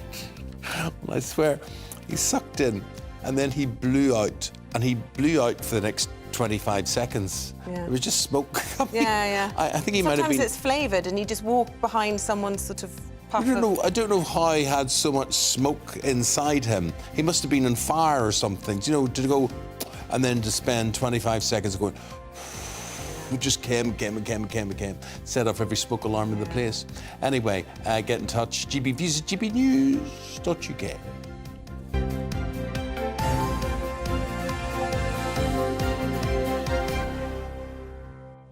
Now, there's outrage amongst the middle classes that some senior... There are. Bricklayers, over 100,000 a year? Oh, you know, good luck to them, I say. Yeah. And they're getting it because of chronic shortages in the industry. Bosses are calling for more training, with only 70,000 bricklayers in the country, and Downing Street's exploring relaxing visa rules for overseas tradesmen to fill the gap. Right, so here's the question. Should we be doing that, or should we be encouraging youngsters to pursue a career in bricklaying and to build bricklaying up and skills like bricklaying to be a respectable option for our young people? Joining us today, building company director Martin Moran, who thinks we need more youngsters in the trade, and there's writer and teacher Sunita Thind, who believes going to university is a vital experience. Why is it a vital experience? Well, for me, I grew up in a very, I would say, strict South Asian household. So I hadn't really had much life experience, much social experience. And it helped me to become a well-rounded person. I not only learned about the profession that I was going to be in, which was teaching and creative writing. It actually helped me to launch my modelling career, which I still do occasionally. And I just met so many friends and learned so many life experiences that I wouldn't have learned if I had not gone to university. So for me, it was probably the three best years of my life, I'd say. You couldn't see yourself as a bricklayer then? No, I'm not that way inclined. I'm not saying other people shouldn't, but for me, it would be a no-no. Well, I suppose it's not a one-size-fits-all, is it, Martin Moran? And for plenty of people, university is just a waste of their time. They'd be better off getting their hands dirty, learning a trade, and by all accounts, making a load of money at the same time. Yes, I think, for me, when I went to school, uni wasn't so much of an option. You were either good with your head or your hands, really. And, it is more difficult, I think, these days because children are geared up more for universities, really, whereas when I was at school, there was more apprenticeships available and so on. So it's and obviously as well with Brexit as well, quite a few people have left the country as well, which is another issue as well, where in all types of construction industry, there's a big hole there at the minute, I think. How hard is it, Martin, to recruit, to get electricians, to get brickies, to get plasterers, whatever? I mean, I'm guessing from your name, you're of Irish descent, and we built Britain, really, and truthfully. Has that workforce dried up as well? It's in anything really, hands-on, whether it's bricklaying, electricians, plasterers, painters, drivers. You know, there's a massive hole there at the moment. So there is, as you said, we built Britain in the 50s and 60s and so on. And I think further down the line, when all the Eastern European workers come over and came here, that carried on. Whereas in the last couple of years, there's a massive hole as people have disappeared. And as I said, where our children now, where they do go through schooling, there's not apprenticeships really available where it's more hands-on really. You see, Martin, where I'd be worried if I was thinking about my son going down this route, I'd be thinking it's great when he's fit and young and strong, but what happens as he gets older? It's all weathers, it's physically demanding. If you did go to university... older's only 40 well, or something, exactly. yeah? You know, if you do go to university, you've got a qualification that could serve you for life. And I have heard that mental health is a big problem in the building industry, that chaps really find it hard, particularly as they get older. I think, well, it's probably like all jobs, really. You know, obviously you'll be more hands-on when you are younger, but then obviously you'll be leading teams as well as you get older. So you won't be in so much, you know, that all weathers and so on, really. So Sunita, I think it will get easier. Sunita, we heard your story and the path that you took, which was tertiary education. We know what the problems are. We're hearing there from Martin what the problems are. We're hearing from the industry, which has led to huge wage increases, 125 grand a year, as much as that. So we know what the problems are. What do you think the solution to all of this is? Are you asking myself? I am, Sunita, yeah. I think with regard to university, so for example, I went to Newcastle and I did English and history. I think if there's an element of, obviously, it was great in terms of learning about the subjects, but I could have gone into anything. So I think if there's maybe some vocational stuff backed into it, so maybe if there had been like a teaching element to it. So I think that maybe university students should have an idea of what they want to go into. And I think there should be maybe a vocational qualification attached. I mean, for me, I went into teaching and I had to apply again to do a PGCE. And I think it is good to get some type of vocational training on top of perhaps doing something like, you know, an arts degree. But as you said, you know, there's so much scope within the university sector. It's not a one size fits all, and But so Sunita, some people want to go into bricklaying. When you talked about it being the best 3 years of your life, there is a perception, isn't there, that people go and get these huge debts, barely doing any work, and basically going on a 3-year bender. And you know, I think there's a lot of truth in that. Yes, I mean, I'm not going to lie and say it wasn't a great time. I'd never drank before I'd gone to university, and a big part of that is, yes, it's going out and obviously having a party life, but it's not just that. It's you know, I met lifelong friends and I joined a, you know, really amazing kind of social network, as well as learning different hobbies, as I said, like modelling, like makeup artistry, like singing and dancing, and I do dramatics and other things as well. And I know that my brother and sister had a really good time at university, and they went into, you know, different things like software engineering and other stuff. So as I said, it's not a one size fits all. It's you're learning life experiences, and I think that's really important. Martin, I asked Sunita, I'll ask you as well. We know what the problems are. What is the solution? For instance, if you're appealing to someone out there and you're saying, hey, you might be able to earn 100 grand a year being a brickie, say you're 35 years of age, are you too old to get into that profession? I don't think so. I mean, there's a lot of courses where it's a 1-2 day course with some unis and night courses as well, where you can get in to that part. And I think as well, even when I was at school and so on, we did have, you had the tech classes where you could wire a plug, for instance, and these days, how many children can, wire a plug, for instance, All grown-ups. All grown-ups, so it's if you have a bit of a taste of something like that when you are at school, if there was a small, a lesson where it might get people involved, whether it's, where they'll go on after, really. So it is, if it can be made available, as I said, I think. Okay, so guys, really appreciate it. Thank you both very much indeed. Third level education or straight in there and learn something like the building trade. And nowadays the wages will really help you. There are only 70,000 bricklayers in the country, and think of all the things that we have to build. Right, what is the answer? What is the solution to that? Thanks, guys. Thank you. Can I just say, we built Britain. You haven't built anything in your life. I love how you include yourself in that when you spotted you speaking to a fellow Irishman. The Irish diaspora. Yes, I know, built but Britain. you haven't got practical bone in your body. Well, the Irish built Britain.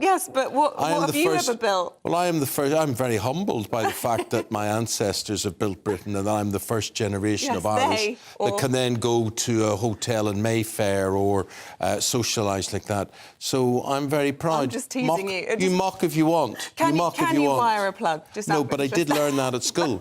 No, listen. I've spoken to Ruth about this. First time she came round to your flat, or you went to her flat, she asked you to wire a plug and you couldn't. And she couldn't believe it. But that was some sort of weird initiation test. That was something. But the thing is, I do remember in physics class being shown how to wire a plug, and I could do it when I was 12 or whatever, but I can't remember now what goes where. But everything's fused now. You don't have to wire a plug now. I don't know. Don't ask me. Plugs are fused onto electrical equipment now, so you can't detach them really as well. But that's the thing. I mean, I'm not proud the fact that I have no practical skills at all, and I do think it doesn't have to be that way. It could be different. We're back with the papers after this.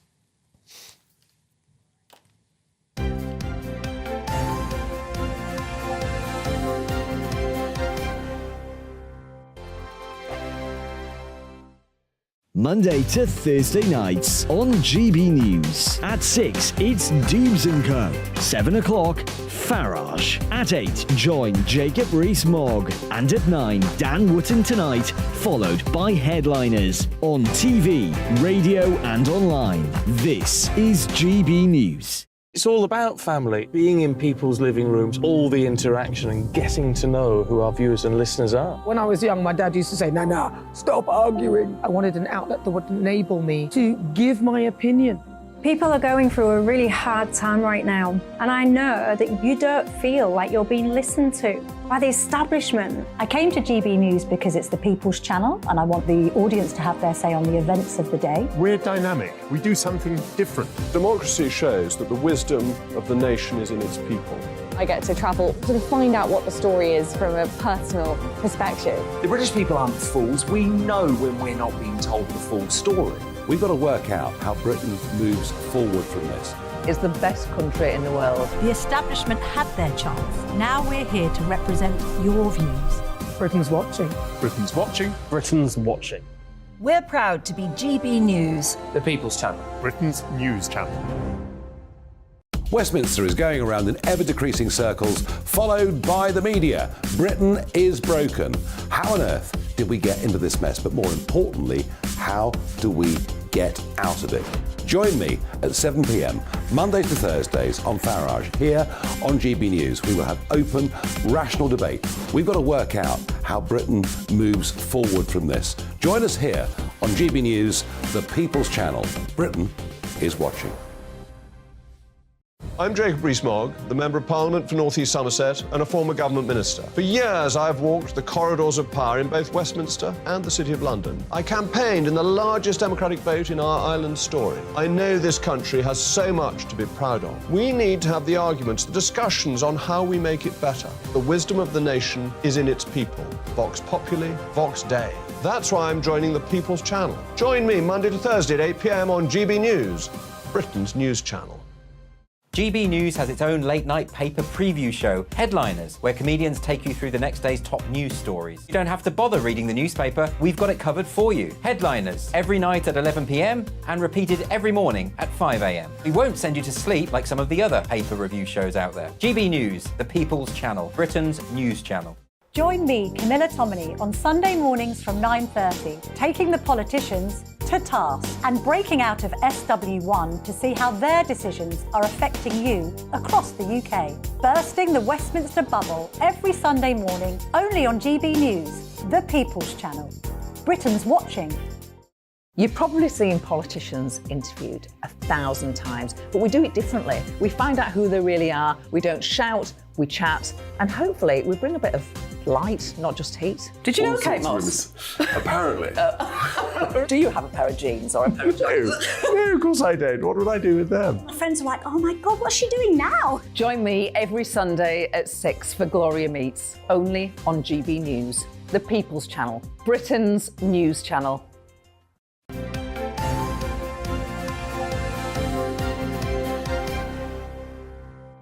OK, we're going through the papers this morning. We are joined by the former Labour advisor Scarlett Maguire and the writer and journalist Andy Jones. Where do you want to start?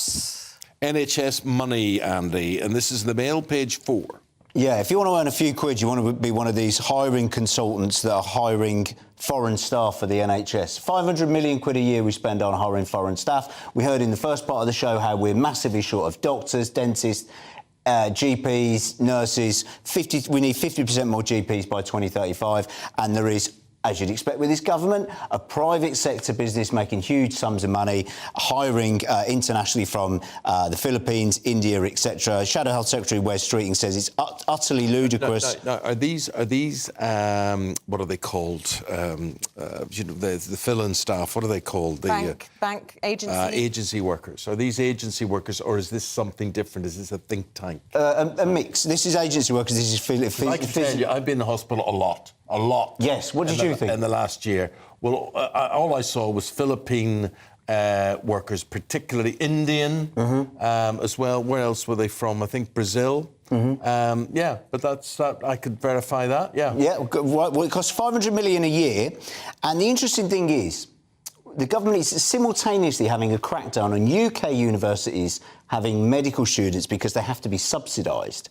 And so the government is simultaneously saying, we need more doctors, we need more nurses. But they're not training them. Yeah, but we don't want to train them because it's too expensive. So what we'll do, which is even more expensive, is hiring from abroad through the private sector. Yeah. And one of these agencies, for instance, made £175 million in 2020. In 2021, they made £741 million through basically hiring staff, going abroad, getting them, bringing them over, India, Philippines, etc., etc. But we're simultaneously, as Wes Streeting says, Shadow Health Secretary, saying, universities, we don't want you hiring straight A students from A-levels from the UK to give them degrees that will fill these places because we then have to subsidise it. So we don't want to subsidise Part A, but we'll happily subsidise Method B, which is hiring into the private sector. I mean, on top of the doctors, which is bad enough, in 2010, the government stopped giving nurses bursaries. Right. I mean, because the other thing is there are masses and masses, as Eamonn and I both know, having spent too long in hospital last year,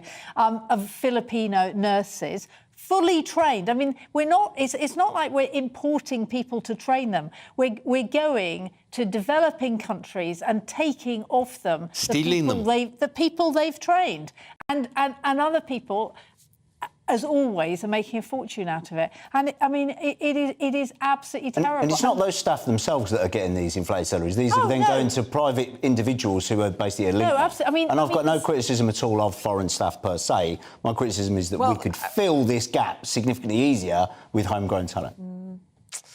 Well, although lots of nurses are leaving the profession, aren't they? Because they just say not only we're hearing about the issues with pay, but conditions and after the burnout of COVID. So maybe we can't fill those positions, and we do need to rely on foreign nurses. Well, we could train more. I mean, the big but thing can you is, recruit them if the if you train more, then there won't be the amount of. I mean, the real problem for nurses, and doctors, is apart from the pay, is actually because they're leaving, they're doing two jobs, and there are masses of people coming in. I mean, the NHS, we all know, worked their guts out during COVID, but nothing stopped. You know, it wasn't like, oh, well, COVID is over, and then you have all the people who didn't come in for cancer, all the people who didn't come in for heart. It is massive. And actually, it's a really serious problem that the government talks about, but actually we have no strategy for an NHS workforce. Right. Let's stay with health, Andy. This is the Express, front page of the Express, and the headline talks about weight loss drugs. It does. Are 20 million Brits facing a life on weight loss drugs?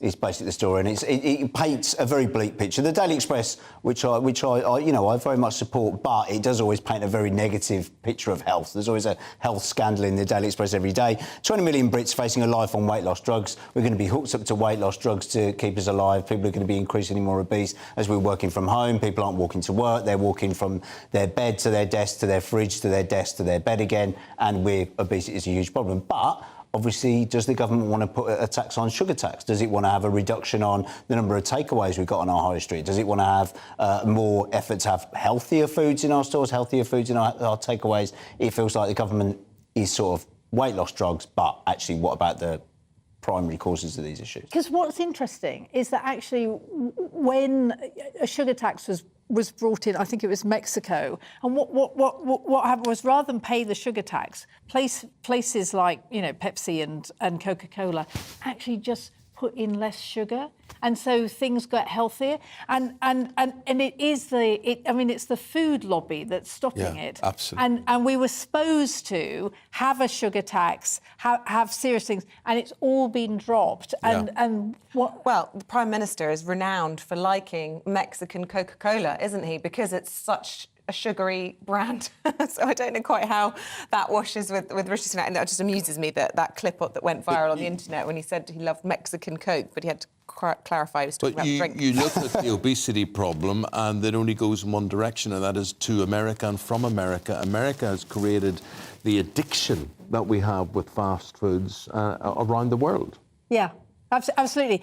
And Britain is doing its best to catch up. And, I mean, rather... Well, Americans are buying our companies, aren't they, as well? They're buying our companies. They bought Cadbury's and made the chocolate much worse. I was a real fan of Cadbury's chocolate, which is one of my weight problems. But actually, the thing is that prevention is better than cure, right? Is that actually we need to get... I mean, everything Andy was talking about healthy eating, sugar tax...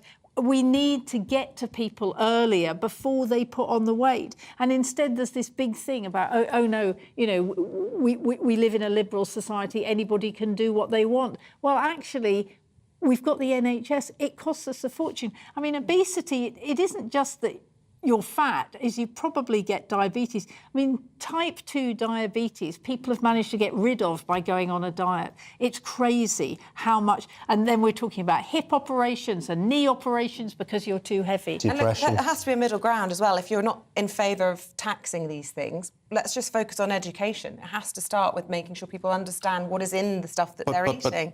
But Scarlett just made the point about the food lobby in this country. Absolutely incredible what they have prevented, what they have caused, and that they have... But they don't force you to put things in your mouth. They force you with no alternative. They force you with no... You know, there's like 2 or 3 food companies own every food producer in this land. Every biscuit producer, every cereal producer, every whatever, all owned by the big American conglomerates.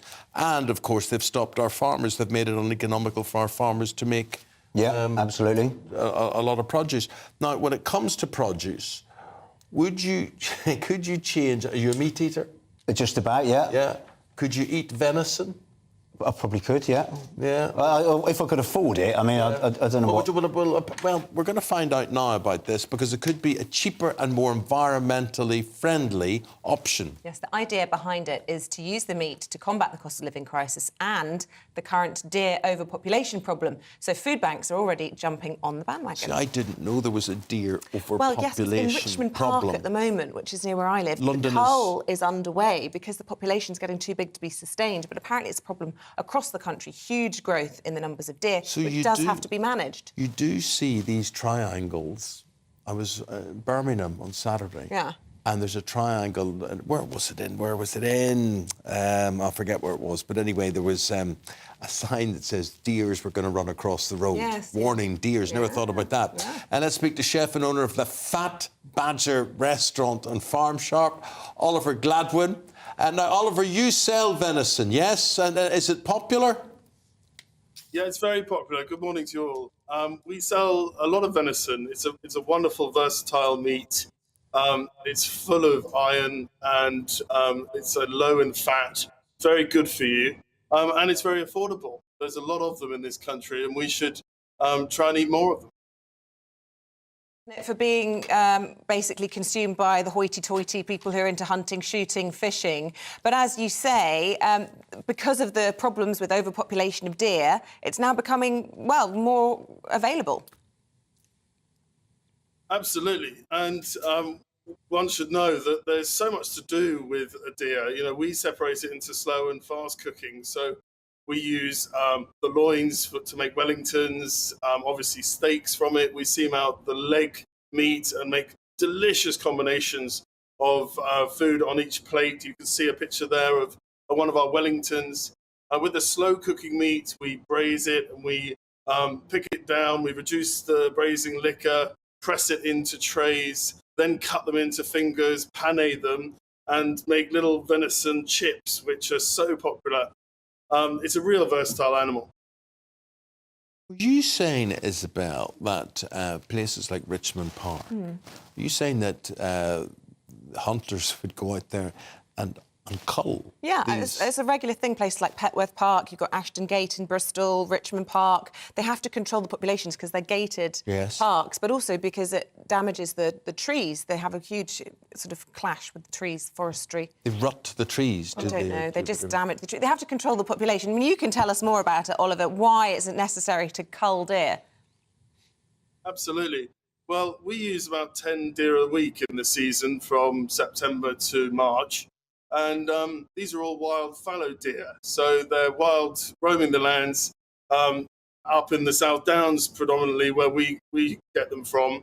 And the landowners there need to control the numbers because they're increasing. And during COVID, when all the restaurants were shut who sell most of the deer, the numbers boomed and they're still booming. So the landowner needs to control the numbers. Then the game dealer needs to control their stock, and as chefs we can benefit from that and use this wonderful protein that, as I said earlier, is really affordable. I mean, half the price of lamb and beef in the market, and it's a really versatile animal. Yeah, well, there's a few that could be culled there. They don't sell it on the bone, though, do they?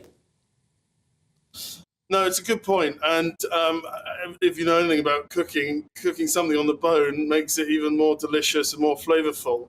I think one could go to farm shops and buy venison on the bone. Certainly, the skill of cooking it is not to dry it out. So if it is off the bone, cook it for less time. There isn't that fat, that collagen that gives it the moisture and the stickiness like you would get from beef. So cook it for less time. Otherwise it will dry out. Is it true if you hit a deer in a car collision? This is basically based on a story of someone I know. They collected the deer. The deer was dead as a dodo. Picked it up, put it in the back of the car. They thought, lovely, bit of venison. Took it to their local butcher, and the butcher didn't want it because DEFRA needed to have paperwork to prove where it had come from, and in order to be able to do anything with it. So unless you can gralloch and sort out a deer yourself, don't take roadkill home, even if it is a beautiful piece of meat. Well, I'm surprised they had a car to drive after hitting a deer, but anyway. Well, it just proves how many there are out there if they're getting in the way of the cars on the roads. Fair enough. Yeah. Oliver, thank you. Have a good day today. Good lunch, whatever you're cooking up. Thank you very much indeed. Thanks, everyone. Please come to the Fat Badger in Richmond. Okay. Well, actually, it's not far away from us. Yeah. We can do. He'd be sorry he said that. We'll have some venison. All right, Oliver, thank you very much. Thank you. There's Fat Eamonn and Isabel going into the Fat Badger. Speak for yourself. Frankly. Anyway, very good. Thank you to Oliver Gladwin there. Right, coming up, we're going to have, I should say, by the way, thank you to our paper reviewers. We didn't have a chance to say thank you to Scarlett and Andy. We'll have more from them after 8:30. But at the top of the hour, we're going to have more on the government's plan to urgently deal with antisocial behaviour. This is as the Prime Minister is moving to give police new drug testing powers.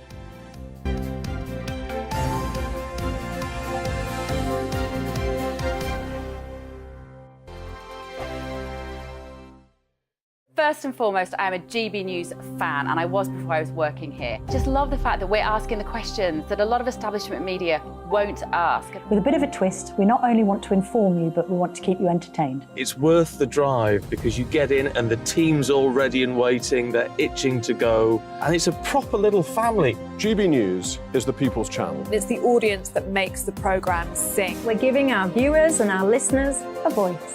I see the thousands of your letters, tweets, emails, you name it, coming in. Britain is broken. How on earth did we get into this mess? But more importantly, how do we get out of it? The establishment had their chance. Now we're here to represent you. It's time for something different. It's time for GB News. I'm very patriotic. I believe in Britain. Our best days lie ahead. Britain's watching. Britain's watching. Join us here on GB News. The People's Channel. Britain's news channel. I'm Andrew Doyle. Join me at 7 o'clock every Sunday night for Free Speech Nation, the show where I tackle the week's biggest stories in politics and current affairs with the help of my 2 comedian panellists and a variety of special guests. Free Speech Nation, Sunday nights from 7 on GB News, the People's Channel, Britain's news channel. Here on GB News Live, we'll be keeping you in the picture, finding out what's happening across the country and finding out why it matters to you. We'll have the facts fast with our team of reporters and specialist correspondents. Wherever it's happening, we'll be there from 12 noon on TV, radio and online. GB News, the People's Channel, Britain's news channel. I'm Michael Portillo. Join me on GB News on a Sunday morning for topical discussion, debate, arts and culture, and sometimes even ethical dilemmas. I don't always agree with you, Michael. Michael Portillo, Sundays on GB News, the People's Channel, Britain's news channel. Hello, I'm Michelle Dewberry, and you can join me every weekday 6 till 7 on Jubes & Co. You're an inspiration to us all. Click that bit up. Well, you are. That's my ringtone. My political ambitions are, those days are gone, I can tell you. She's only teasing. Go on. He's probably going to want to lay down now. I'll give him 2 minutes to have one. Let's respectfully disagree. That's what we like on Jubes & Co. Come and join us. GB News, the People's Channel. Michelle Dewberry, weekday evenings at 6 o'clock. I'm Simon Evans. Join me on GB News for Headliners at 11 p.m. What's the scoop? I'll be joined by 2 of the country's top comedians. That's right. As we take a look at tomorrow's newspapers tonight. We're going to get into trouble. If it's a big story, we'll be covering it. Spill some tea on him. There we go. But we'll also have some fun. I wouldn't stick up a bank. My father didn't love me. So anyway. Headliners every night from 11 on GB News, the People's Channel, Britain's news channel. We've got a brand new lineup every Saturday night on GB News. From 6 p.m, I'll give you my unique take on the world today. Then at 7, it's me, Calvin Robinson, with my Common Sense Crusade. New to GB News is the Saturday 5. 5 times the opinion. Join us every Saturday from 8 p.m. as we debate the week's stories. With us 4, plus a special guest. And at 9, of course, it's Mark Dolan Tonight. Brand new Saturday nights on GB News, Britain's news channel.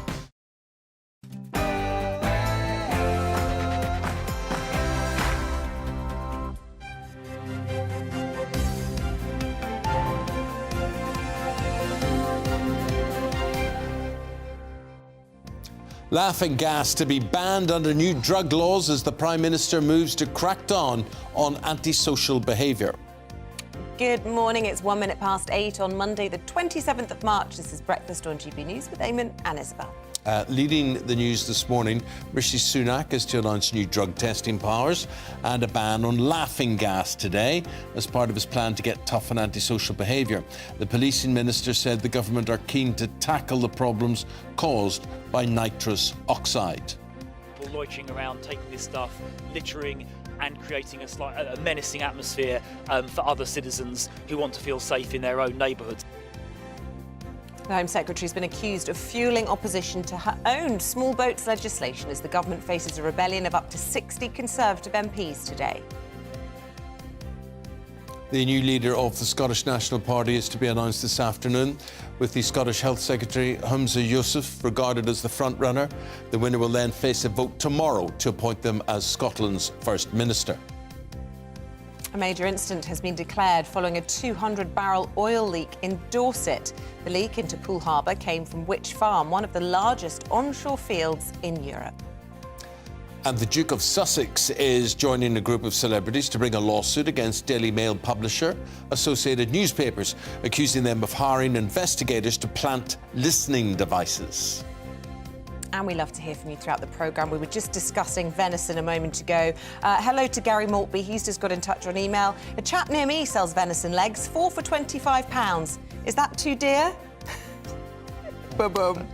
I thought it was funny. And thank you to the viewer who's got in touch saying they were the person who crashed into and knocked down and killed and slayed a deer, then took it to hide the evidence in their car, brought it to a butcher for them to dispose. This sounds like a murder story. To dispose of the body, and the butcher refused to do so. Yeah. So there you go. Also, we were talking about the Prime Minister's cracking down on the problems caused by nitrous oxide, this laughing gas. Well, forgive me, but I don't know what the problems are caused. I'm not saying they're not problems. I'm saying, what are the problems caused by nitrous oxide? If you know, there's what to do. Get in touch, gbviews@gbnews.uk.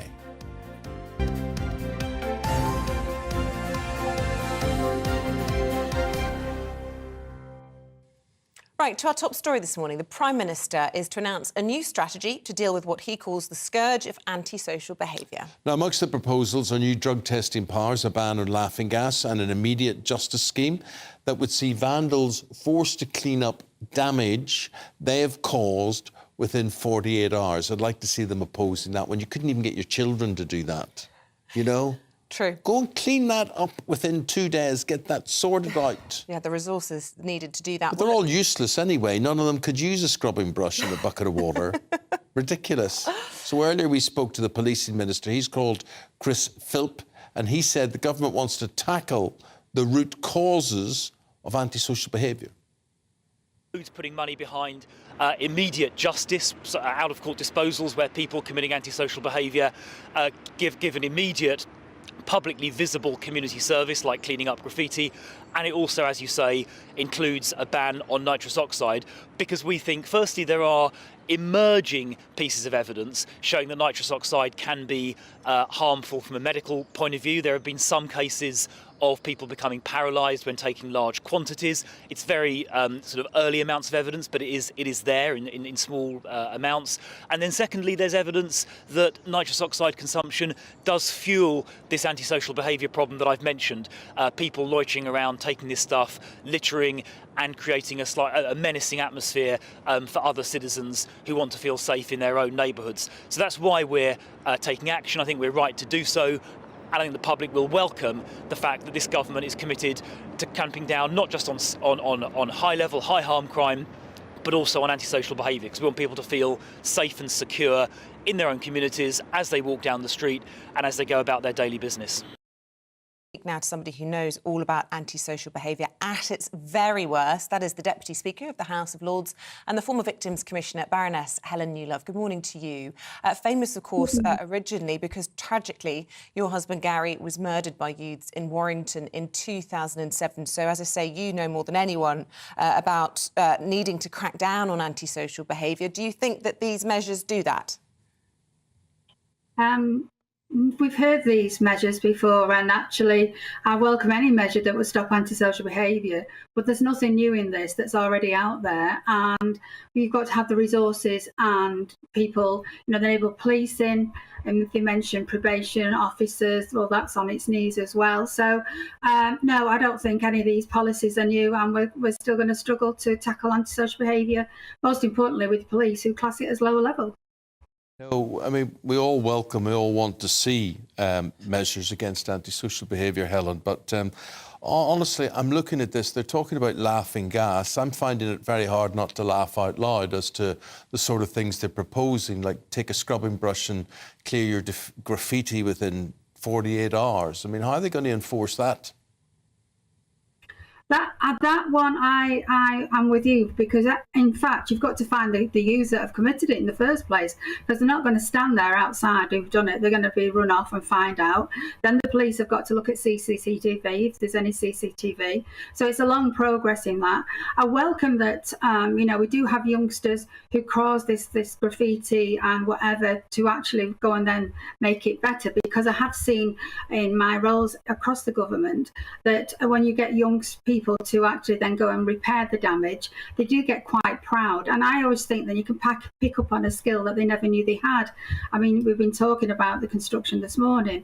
They've got a lot of practical skills that we need to pick up on, but I don't think they are very practical. And what worries me is it's still down to communities proving who's done the damage and doing a lot of intelligence, because there's no police officers on the neighbourhoods anymore. Not only are there no police officers, Helen, there's no respect for them. When you were young and when I was young, and I presume you're the same, Isabel, that you had, if a police officer directed you in a certain way or told you to do something, you did it without any back chat or lip or whatever. Now everybody knows their rights. I know my rights. You can't touch me. You can't tell me to do that. They do exactly. They know more than you know, actually, what you're supposed to do. And I think that's why we need to tackle these feral youths, and we need to get down to basic policing. But, for the money that's put in, I'm not going to knock any investment. But, to tackle laughing gas is just one area. I mean, I know there is a problem with that, but I don't see it a lot. I see more problems with cannabis on the streets, alcohol on the streets, and even the minister just said there, it's early evidence. Well, normally, I'm not being funny in any sense, but when I joined, in the House of Lords and looked at policy, how it's made, it's normally, apart from giving you DNA, they don't do anything, until they've got finite evidence. And I've worked with drugs policies and everything like that. I think it's about education. It's also about making sure that young people have got something to do instead of causing antisocial behaviour. So it needs a lot of investment that isn't is piecemeal, and these are not new policies. The only one is the laughing gas that I can see that's a new one out of that, and that's early evidence, as the minister just said. As you say, early evidence, and actually the advice that the government commissioned on this, they've decided to ignore, because they're advised not to ban it because it wouldn't necessarily work. But I want to ask you, there are people emailing in saying, gosh, who'd be a youngster these days? Kids always get into trouble. That's, what young people do. Just explain to us, obviously through your own experiences, how what might appear to be just kids getting up to no good on a Friday afternoon or whatever can actually creep into more serious, more sinister, more threatening behaviour, and why we should take it seriously.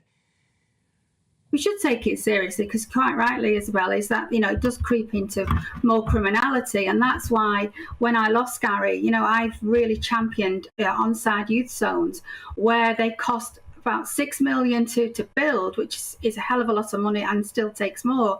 But it creates an environment not just for somewhere safe for these youths to go into and they get a hot meal. It also creates a different level of education that maybe that we're looking at, the pupil referral units, the money that's ploughed into them actually can help youngsters look at different skills from entrepreneurship, maths and English, and it gives them that creative space as well. So for me, it's about recognising the different talents balance in youngsters that can be created in a safer space with these quality youth zones that we're seeing up and down the country.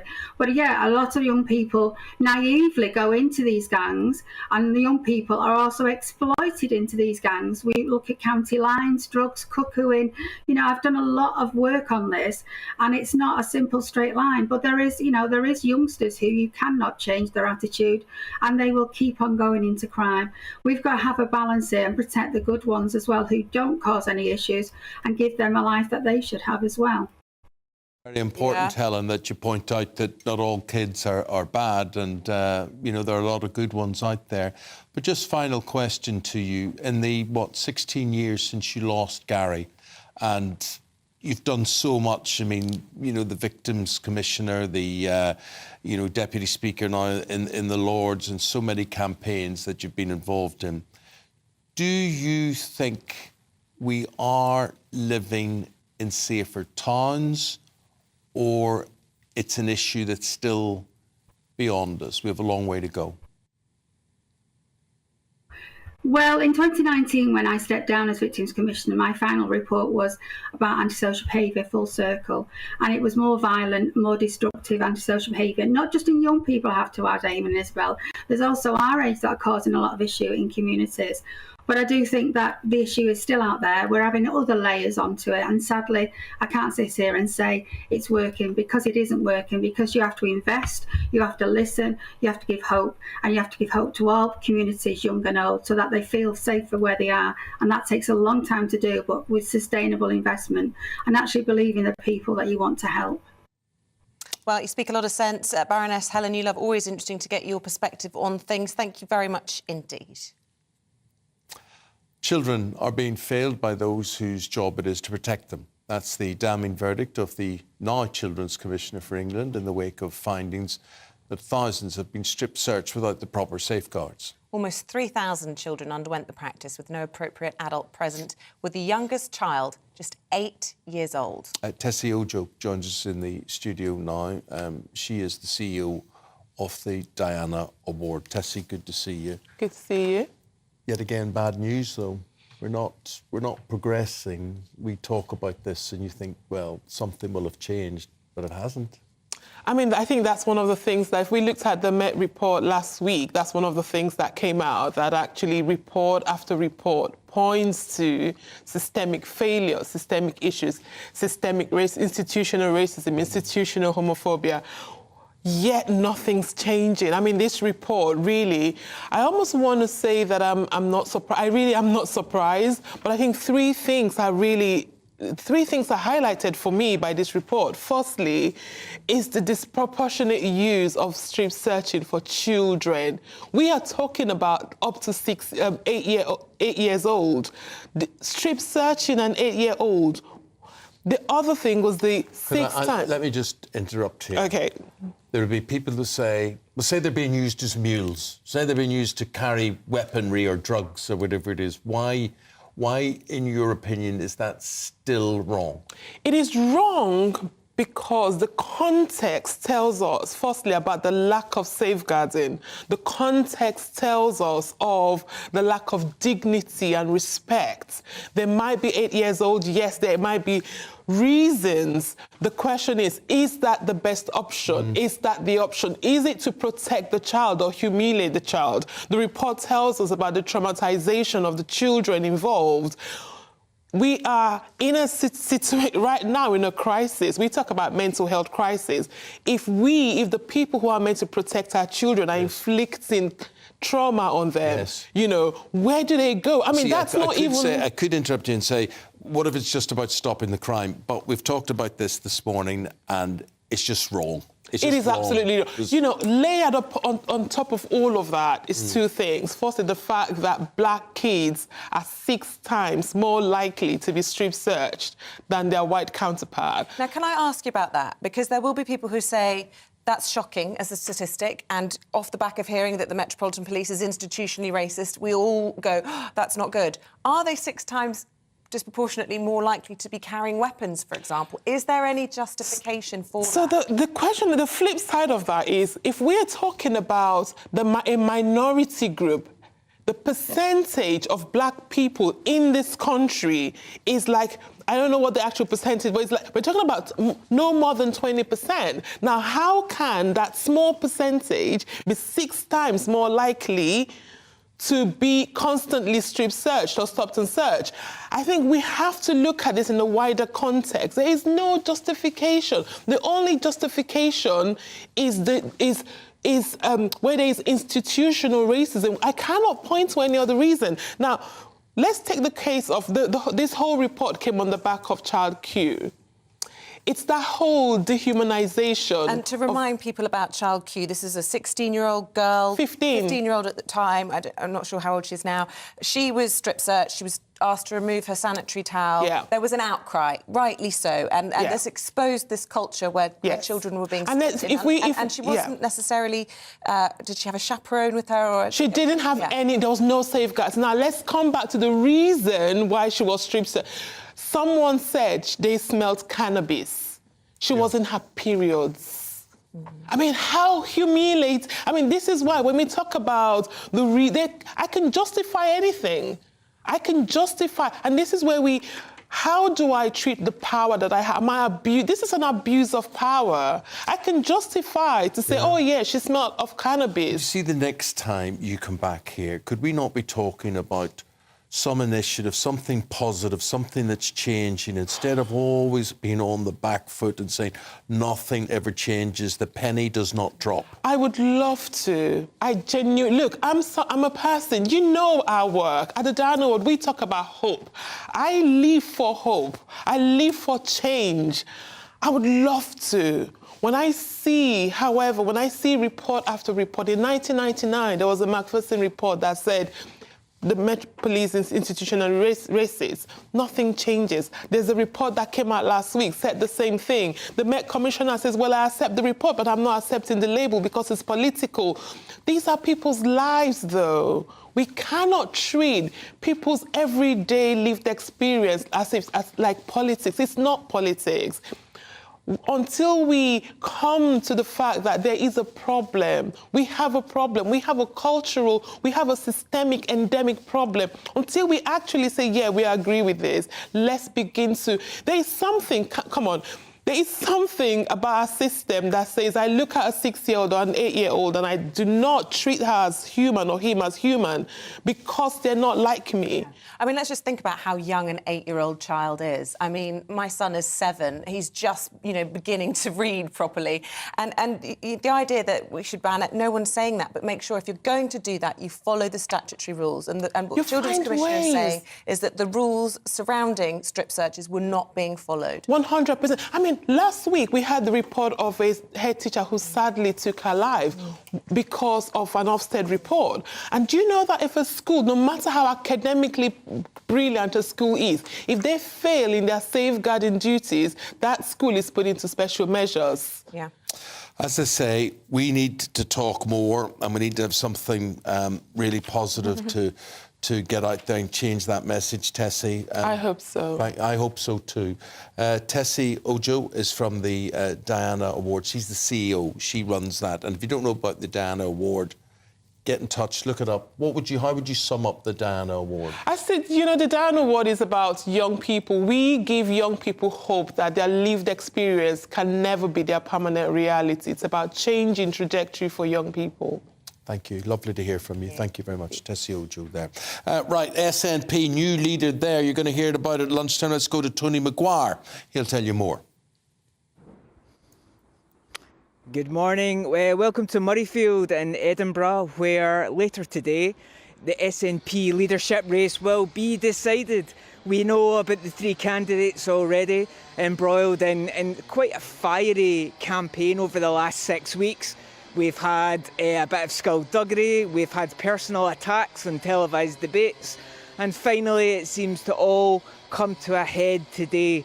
Hamza Yousaf out in front, certainly with much of the membership, but in terms of public favourability, Kate Forbes is nipping at his heels with only about a percentage point in it. As today starts quite a busy week for what will be, I imagine, quite a historic week for the SNP, especially after 8 years under the leadership of Nicola Sturgeon. Today at 12, the vote closes. About 2 o'clock, we begin to find out who won this fiery contest. And then Nicola Sturgeon, later on this afternoon, will hand her resignation into King Charles. Tomorrow, we'll find out who the Parliament decides to be the next First Minister of Scotland, and then they'll be sworn in on Wednesday. Certainly this campaign has caught a lot of attention. It's been a lot more animated and a lot more controversial than I think SNP would have liked. But certainly it'll be interesting to see where the chips fall this afternoon. I was just going to say, Tony, can we just talk about the fact Nicola Sturgeon's doing driving lessons now? 52 years old, no longer First Minister. She's finding something else to do. I thought that was quite entertaining. Learning to drive. The question, I think, will be whether or not she paid for the car that she's driving with party funds or not. But I feel like that's maybe another story for another day. All right, it's a big day. Thanks, Tony. Are you more blonde than you were last week? People keep saying this to me. No, I'm not, but it does look lighter. Yeah. Yeah, you like it or no? It's very nice. Oh, good. Thanks. I think it's because I'm wearing black. Maybe it looks a bit lighter. Yes, maybe it does. But I'm going gradually lighter. Very good. Do you use cheap shampoo? Because if you do, like, say you use Fairy Liquid or something. It's not expensive shampoo, no. Well, it might lighten you. Might have the same effect. I do use the purple one every now and then, which is supposed to... Purple? Toner. It's got toner in it. Oh, right. Right, OK. Yeah. Well, it's different. It's nice. OK, it's very different. Nice. Let's go to Dorset now. Major incident declared there. This is the oil leak, which is from Witch Farm, one of the largest onshore fields in Europe. The Health Security Agency is warning the public not to swim in Poole Harbour or the surrounding areas. The local council says oil has escaped into the area's local water supply. Well, let's speak to our reporter Jeff Moody, who is in the area for us this morning. And look, a big clean-up operation, not only concerned for the environment, but for human contact as well. Absolutely. People are being warned, whatever they do, they mustn't swim in Poole Harbour. And if they do come into contact with any of the contaminated water, they must wash their hands immediately. In fact, they must wash their whole bodies in soap and water. Well, Witch Farm, as you mentioned, Eamonn, is just the other side of Brownsea Island. So it's a bit difficult to see on a grey and cloudy morning, but it's just over there. And we're hearing that 200 barrels leaked into Poole Harbour. Now, 85% of those barrels, 85% of it was just water, but crucially 15% of it was oil, and that is what is concerning. We're hearing from Perenco, the company that own Witch Farm, the oil processing plant behind me, that they've managed to stop the leaks, no more is leaking, and they've contained it as well. So we think that the emergency is over for now.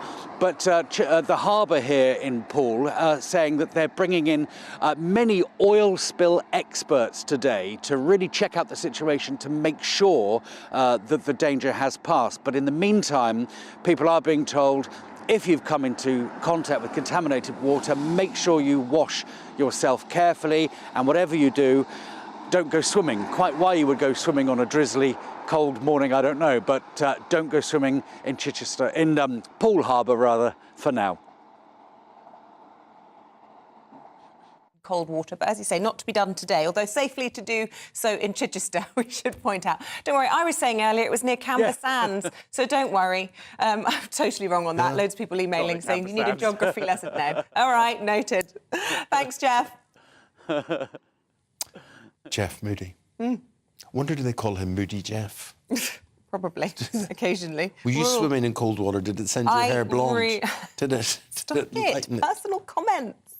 Well, I'm just asking. Do you like swimming in cold last week you had black hair, now you've got blonde. Not. It's got lighter. Let's just leave it at that. Okay. Just leave it, OK? Don't ask any questions. Antonio Conte, he's out as the manager of Spurs. Paul Coyte, he's in as your sports reporter telling you the story. Next.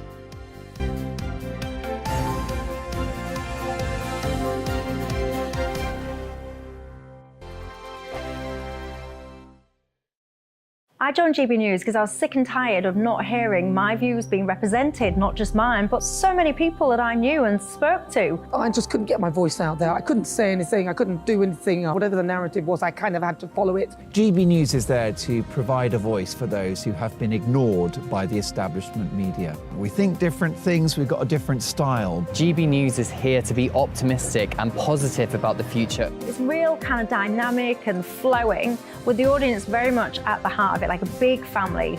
Here at GB News, we talk about the things that matter to you. Hearing the voices from right across our towns and cities, especially our towns. All sides of the argument represented with a heavy dose of opinion. We're on a mission here to make a difference. And the GB News family really is here for you, and whatever time of day you can watch or listen. Britain's watching. Britain's watching. We're proud to be GB News, The People's Channel. Britain's news channel. Monday to Thursday, 9 p.m. till 11 p.m. Join me, Dan Wootton. I'll bring you the sharpest takes and hottest debates. Do you not believe in prison? I don't believe in prisons. I'm completely stunned. I guarantee you there'll be no spin, no bias, no censorship. I actually was personally quite offended by it. And no reason to go to bed. So I guess they've always been quite woke. That's Dan Wootton tonight on TV, radio and online. Monday to Thursday from 9 p.m. till 11 p.m. on GB News. The People's Channel, Britain's news channel. We are GB News, the People's Channel. And right across the United Kingdom. You can find us on Sky Channel 512. Virgin Media Channel 604. Freesat Channel 216. Freeview Channel 236. And YouView Channel 236. You can also take us with you on DAB Plus Radio. With the GB News app and at the website gbnews.uk. We're absolutely everywhere. Come join us on GB News, the People's Channel, Britain's news channel. Start the day with GB News. We catch up on all the big stories you didn't hear the night before. And take a look at what the world's talking about this morning. That's right, Monday to Thursdays from 6 o'clock. It's Breakfast with Eamonn and Isabel. Straight after breakfast, join us, Bev Turner and Andrew Pearce. We're going to take you through till noon. We'll be tackling the big topics of the day, including the things that the other channels just won't talk about. If it's happening here. Wake up to mornings on GB News, the People's Channel. Britain's news channel. New to GB News is the Saturday 5. Join us every Saturday from 8 p.m. as we debate the week's stories, controversies and issues. With us 4, plus a special guest. It's 5 times the opinion, 5 times the debate, and 5 times the fun. The Saturday 5. Saturday nights from 8. Only on GB News, the People's Channel. Britain's news channel. You could wink at the end. I can't Britain's wink, listening. I'm Mark White. As GB News Home and Security Editor, I cover those key issues that are so important to you. Our authorities, our communities doing all they can to combat violent crime. With the public services under unbearable strain, why are we still failing to control our borders? Defence, the first priority of any government, has been continually hollowed out. Can we trust our politicians to protect the armed forces? Join me, Mark White, on GB News.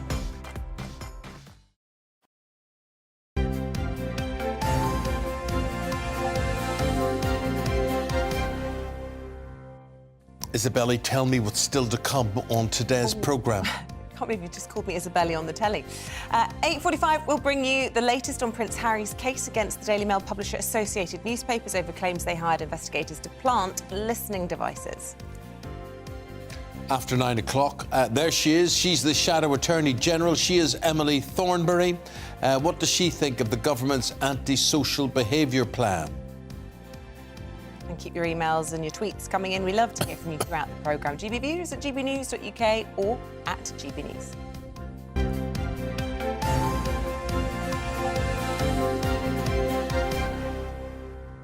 The back pages stack up like this. The Express, bang for our buck.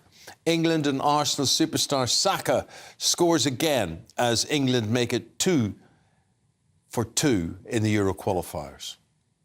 But they haven't qualified yet. Of course, The Guardian says the England manager Gareth Southgate has told his side to stay hungry.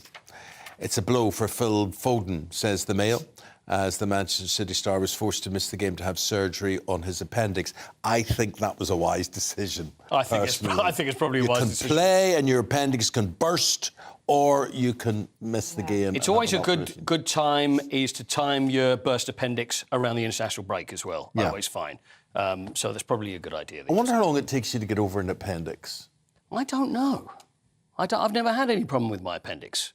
I'd imagine it's a week or so, and you'd be. It's got to be longer. You had than that, your appendix in or out? It's in. It's in. Okay. God, I've got a fear of it coming out or needing to come out where I'm somewhere and I can't get it out, you know. But why would it? It wouldn't now. It wouldn't. I mean, you're far too old for it to bug you. Really? Is it a youngster's thing? I think it's a youngster's thing. Oh, I think okay, your body has to be reassuring. evolving. Probably one advantage to getting I'm old. just worried about you. If you're walking down the street and you're worried that all of a sudden you may get appendicitis. No, I'm not worried about it in this. this country. When I go on holiday, I always think, ooh, if my appendix Say I get my goes. appendix. Okay. See, I think that. I think, have I got my swim shorts? Have I got my T-shirts in there? Have I got my flip-flops? Yeah. What are those things that Ruth hates that I wear? Those Crocs. Crocs. Have I got those? And is my appendix going to burst? I think, well, it'd be terrible. But I have to bring it home as well. I'm still Anyway. shocked at the Crocs. So the Antonio Conte bubble has burst, right? Okay, at Spurs. Right, yeah, it has. A couple of weeks ago, or well, just over a week ago now, Southampton game, Spurs were 3-1 up, and then it went to 3-3, and then he gave the rant. You know, we talked about the rant, didn't we? And it's like, well, it's untenable. You can't really stay on as manager when you've dug out everybody like that. Yeah. So it came out at 10:30 last night, Sunday night at 10:30. Spurs have announced that Antonio Conte has, now, what are the words? It's by mutual consent. Yeah. He's gone by mutual consent. Oh. So 10:30 on a Sunday night. So you think Harry Kane, OK, he's already played for England, so it doesn't need to be mentioned then. And also, it doesn't make most of the back pages either for Monday morning because it's late on a Sunday. Yeah. So maybe that's why it is. And now it's just a matter of who's going to take over. Who? Eric Ten Hag, I think, is probably going to be the... it's going to be the... I've heard this name, Julian Nagelman. Julian Nagelsmann. Yeah. German, 35-year-old, and he was at Bayern Munich. Now, Bayern Munich, I mean, they've won 8 out of 8 in the Champions League, conceding one goal.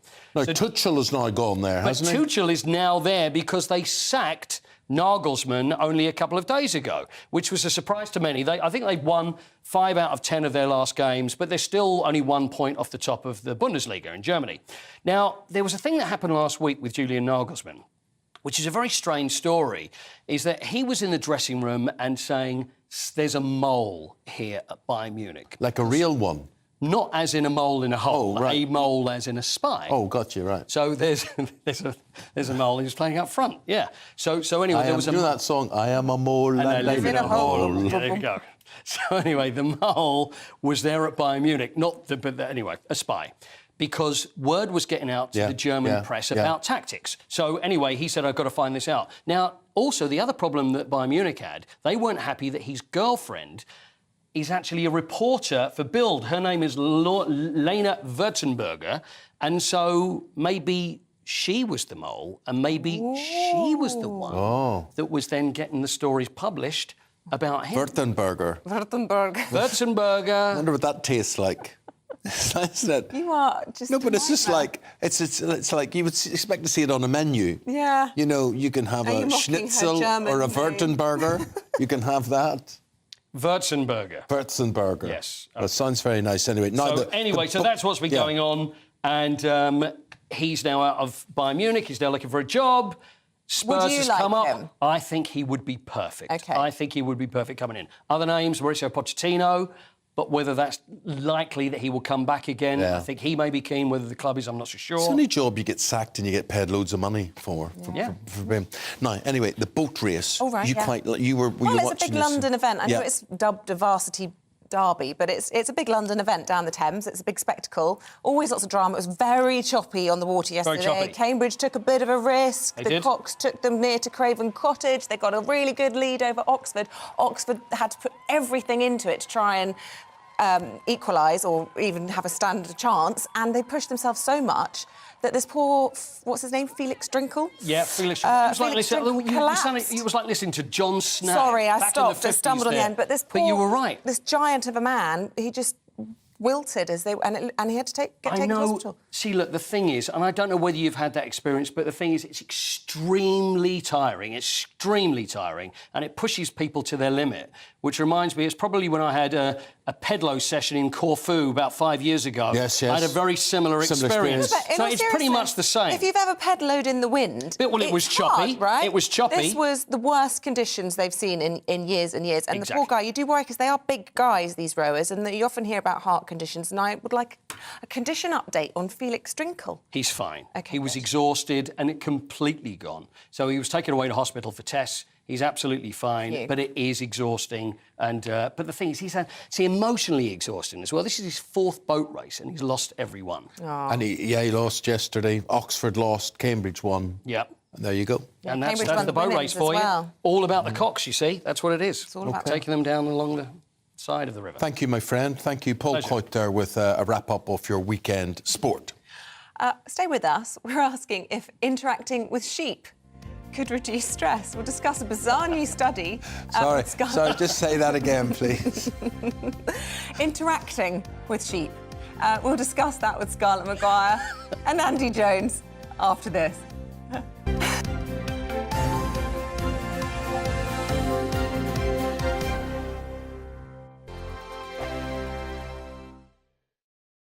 Monday to Thursday nights on GB News. At 6, it's Doobs & Co. 7 o'clock, Farage. At 8, join Jacob Rees-Mogg. And at 9, Dan Wootton Tonight, followed by Headliners. On TV, radio and online. This is GB News. It's all about family, being in people's living rooms, all the interaction and getting to know who our viewers and listeners are. When I was young, my dad used to say, Nana, stop arguing. I wanted an outlet that would enable me to give my opinion. People are going through a really hard time right now, and I know that you don't feel like you're being listened to by the establishment. I came to GB News because it's the People's Channel, and I want the audience to have their say on the events of the day. We're dynamic. We do something different. Democracy shows that the wisdom of the nation is in its people.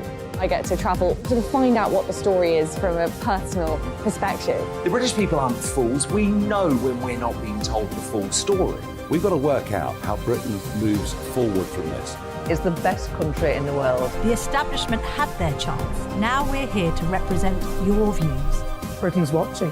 Britain's watching. Britain's watching. We're proud to be GB News. The People's Channel. Britain's news channel. Westminster is going around in ever-decreasing circles, followed by the media. Britain is broken. How on earth did we get into this mess? But more importantly, how do we get out of it? Join me at 7 p.m, Mondays to Thursdays on Farage. Here on GB News, we will have open, rational debate. We've got to work out how Britain moves forward from this. Join us here on GB News, the People's Channel. Britain is watching. I'm Jacob Rees-Mogg, the Member of Parliament for North East Somerset and a former government minister. For years, I've walked the corridors of power in both Westminster and the City of London. I campaigned in the largest democratic vote in our island's story. I know this country has so much to be proud of. We need to have the arguments, the discussions on how we make it better. The wisdom of the nation is in its people. Vox Populi, Vox Dei. That's why I'm joining the People's Channel. Join me Monday to Thursday at 8 p.m. on GB News, Britain's news channel. GB News has its own late-night paper preview show, Headliners, where comedians take you through the next day's top news stories. You don't have to bother reading the newspaper, we've got it covered for you. Headliners, every night at 11 p.m, and repeated every morning at 5 a.m. We won't send you to sleep like some of the other paper review shows out there. GB News, the People's Channel, Britain's news channel.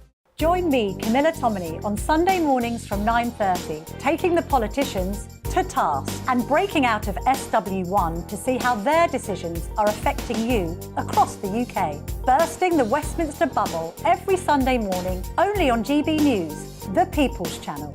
Britain's watching. You've probably seen politicians interviewed 1,000 times, but we do it differently. We find out who they really are, we don't shout, we chat, and hopefully we bring a bit of light, not just heat. Did you know Kate Moss? Apparently. Do you have a pair of jeans or a pair of jeans? No, of course I don't. What would I do with them? My friends are like, oh my God, what's she doing now? Join me every Sunday at 6 for Gloria Meets, only on GB News, the People's Channel, Britain's news channel.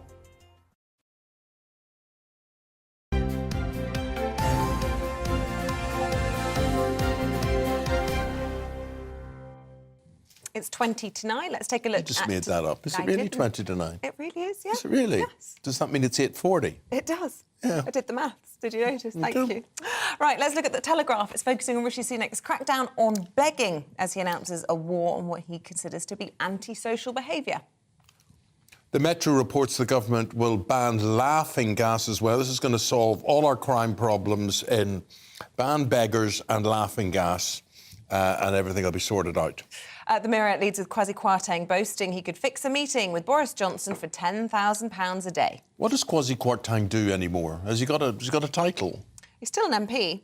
He's an MP, He's not in government now. Right, sex offenders, 1,000 of them have avoided criminal records by apologising to their victims. And in The Sun, the singer Harry Styles shows the world he has a new woman in his life as he kisses the model Emily Ratajkowski. He's kissing her then. He's probably kissing someone else in another picture there. Don't be jealous. Well, I'm jealous. But I don't believe that's a real relationship because she's only, what? 31. Was far too young for him. He needs them to be at least 51. Oh, really? He's more in Scarlett Maguire's league. He's more... Are you a Harry Styles fan, You'd be on a cert there. Oh, yeah, I sort of like IQ. that's what really turns me on. Yeah, and I'm not He's very smart, though. Fairly smart. He probably is. He's like right. Mick Jagger. Mick Jagger's like him. Right. It is interesting what appeals to women, though. Yeah. I find it very... It won't be interesting to you, but it's interesting to me. It's very interesting to us, particularly. It's very interesting to us. I think Scarlett's sitting here in a fit of arousal, sitting beside me all morning. I know, Mr. Intellectual, Eamonn. Scott, you got it. I don't like being judged on my looks, so I'm glad. Oh, Scarlett, you are so wicked, and it's wonderful. Okay. Right, well, let's start with Scarlett. Let's start with sewage spills. With what? What are you starting Sewage with? spills. Yes, that's a good one. That'll dampen your ardour, sewage spills. Yeah. Just thinking of the smell. This is something, actually, that drives me completely... People think that I'm totally weird about it.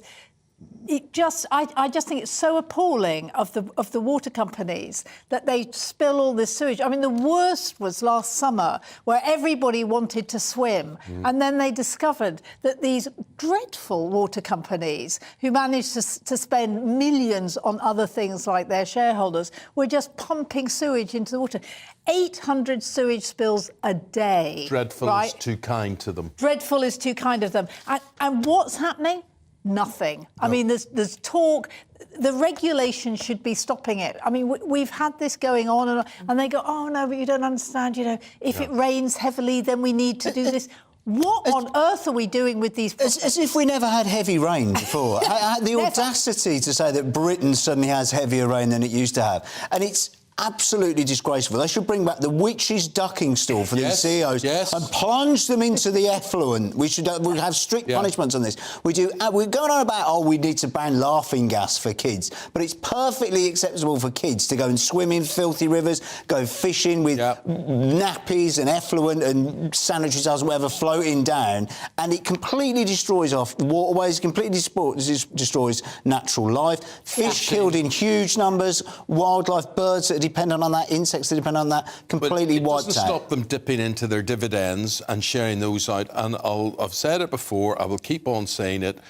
3 weeks ago, they were talking about a drought, right? They were saying, there's going to be no water for the summer, get ready now for whatever. March has had the highest rainfall, I think, ever, right? For the UK. And the common problem in all of this is these water companies do not dig holes in the ground, which are called reservoirs. They don't save this water, therefore there's always going to be a shortage. The population gets bigger, the planning around certain towns and factories and everything gets bigger and bigger and bigger, but we still draw the water from the same holes in the ground, the same reservoir. They should be made under legislation to dig more holes in the ground. But also, look, all of us are outraged by this, right? Why is it only the Times that's ever reporting on waterways in this country? They've led the way on this. They've talked about the chicken slurry in the rivers. Why isn't every single paper, why aren't we all up in arms about the state of our waterways? Because it affects us all, and we all clearly feel the same way about it. I don't understand why there isn't more outrage about it. Well, I think there are also a certain significance of where certain water companies advertise in certain media as well. But you're absolutely right. I would get behind a party that was really strong on this instead of just saying, "Oh, we've got an ombudsman that slaps people on the wrist." But these water companies have paid huge dividends, huge bonuses, and they've done absolutely nothing about maintaining historic. And then you have systems. Thames Water that whines on and on and on about leaks, but doesn't actually do very much to sort it out, and then has a hosepipe ban, right? Yeah. Exactly. And we know they're losing far more water. I mean, and privatisation, was supposed to stop all of this, and nothing has changed. Yeah. And why have we got privatised water when it isn't any better? And why can't we go back to a proper water system where we could actually say to the government, this isn't good enough? Well, there's no chance of that, as you know, because there's no money. They're not going to do it because all the money's been wasted on a foreign aid budget. Eamonn, you know this is not true. Now, listen, why are we not outraged? So, tiny Rishi Sunak, teeny weeny tiny man, comes out and he's going to make a big announcement today about crime and antisocial behaviour, and it's going to involve, Andy, laughing gas, right, or nitrous oxide. You know, am I missing the point in this? I mean, I think from a litter point of view, it really annoys me. It does. But is this the most important thing that we should be worrying about? We saw on this very show, just to think of an hour ago, a young lady coming who was put in a wheelchair by laughing gas use, and I think one of the problems was that she thought it was basically safe. It was actually, because it was legal, it was actually better than things like other recreational drugs and alcohol, etc. But in terms of antisocial disorder, you do not get gangs inhaling laughing gas and then going mugging old ladies. You do not get shoplifters, burglars, robbing and stealing and injuring people to go and fund a laughing gas habit. But you do get the worried people of the country up and down who will vote for this. They like to see this kind of measure, even if it is, as Scarlett was saying earlier, just politics. Yeah, and I mean, it's what's so awful actually is it's about taking young people, particularly young men, and criminalising them. You know, you give them criminal records by making it illegal. And actually, of course, that young woman in a wheelchair, it was really, really scary. What was equally scary was just how much nitrous oxide she was doing. But actually, the NHS does have a campaign against it, quite rightly. And that's what we should be. We should be concentrating on persuading people not to do it, rather than turning it into another criminal thing. And, you know, what's going to happen? Criminal gangs are going to be making money out of it. I'm too stressed listening to all of this. And you know how stressed I get. What can be done about it? Well, apparently interacting with sheep. Does that interest you? Have a stroke of a sheep, Eamonn, chill you out? No, a sheep's a funny thing. It's got a very thick wool. It's very hard to... It's like you don't get the satisfaction you get petting a dog or a maybe. cat. Get a few ticks. Very sweet. Well, they're not very sweet. You know that picture I show you with the one that had I squeezed it and all this diarrhea came out of it? Yeah, but you know animals can tell a good person, so maybe it was just, that was the voting with its feet. It was probably terrified of you. Exactly. But anyway, this is in the Daily Mail. This is page 3 of the Daily Mail. And they say, sheep will calm you, EWE, if you're stressed. Yes. So in early studies in California, they have been bringing herds of sheep, I should say, rather than collections I know of sheep. this came from California. Quite. And putting them in the city in penned enclosures, safe, watered, fed, looked after. And apparently just the very act of walking past sheep, hearing their gentle mewing and barring each day, calms people, de-stresses people, gets them back into a righteous path of living. Well, I think any animal would. Element to all of this. 4 legs good, 2 legs bad. Actually, there's a Clissold Park near me in North London has lots of deer, and I love walking past it. It's not like Richmond Park where they're in the open. I mean, they're in cages. Big enclosures, can I say? Pens. You're absolutely right. That is the word I'm looking for. And I mean, I do think that seeing animals makes you much calmer. But sorry, but I feel sorry for the sheep being penned into a busy street corner in LA with all these hipsters walking past. They want to be out on the fields of Brecon Beacons. you know, in the wind and the rain, enjoying their best life. They don't want to be on busy streets. It's like a city break for them, a little holiday, experience some things, go back again. They're being sacrificed. But there have been a lot of studies recently about how young children in inner city schools have no idea of what a sheep looks like, or a cow looks like, or a horse looks like. They've no idea where a beef burger comes from, and things like that. And I think it's actually having a bit of green space with a few sheep on is actually quite a pleasant thing. Let's hope, though, the fact that they come into the city, they don't form gangs and start ram raiding places. Oh, very good, very good. Guys, we've got to say goodbye to you. Thank you for entertaining us and informing us today, Scarlett and Andy. Thank you both very much indeed. Goodbye. Goodbye. Right to the courts now. The Duke of Sussex is joining a group of celebrities, including Sir Elton John and Elizabeth Hurley, in bringing another lawsuit against the Daily Mail publisher Associated Newspapers. Now, the accusations will be heard at the High Court today, and they include claims that private investigators were hired to place listening devices inside homes and cars. Our national reporter Ellie Costello is outside the High Court for us this morning. Well, Prince Harry is bringing this group action alongside others, including the actress Elizabeth Hurley and Sadie Frost, Sir Elton John and his husband David Furnish, and Baroness Doreen Lawrence of Clarendon. Now, they are accusing Associated Newspapers Limited, they are the publishers of the Daily Mail, the Mail on Sunday and Mail Online, of alleged illegal information gathering and major breaches of privacy. Now, that includes phone tapping, hiring of private investigators, the impersonation of individuals and able to access medical records at private hospitals, that's through deception, and the accessing of bank accounts through illicit means and manipulation. Now, Associated Newspapers have strongly denied those accusations. They describe them as preposterous smears, and they claim the legal action is a fishing expedition by the claimants and their lawyers. Well, this case will be heard here at the High Court, and it's expected to last 4 days. Ellie Costello with that. Well, joining us in the studio now is our royal reporter Cameron Walker with his thoughts. And Cameron, I suppose the Sussexes, they're experienced now, aren't they, in taking Associated Newspapers to court? Indeed, yes. I mean, Prince Harry is involved in 3 separate legal cases, 2 of which are involving Associated Newspapers, the publishers of the Mail, Mail on Sunday as well.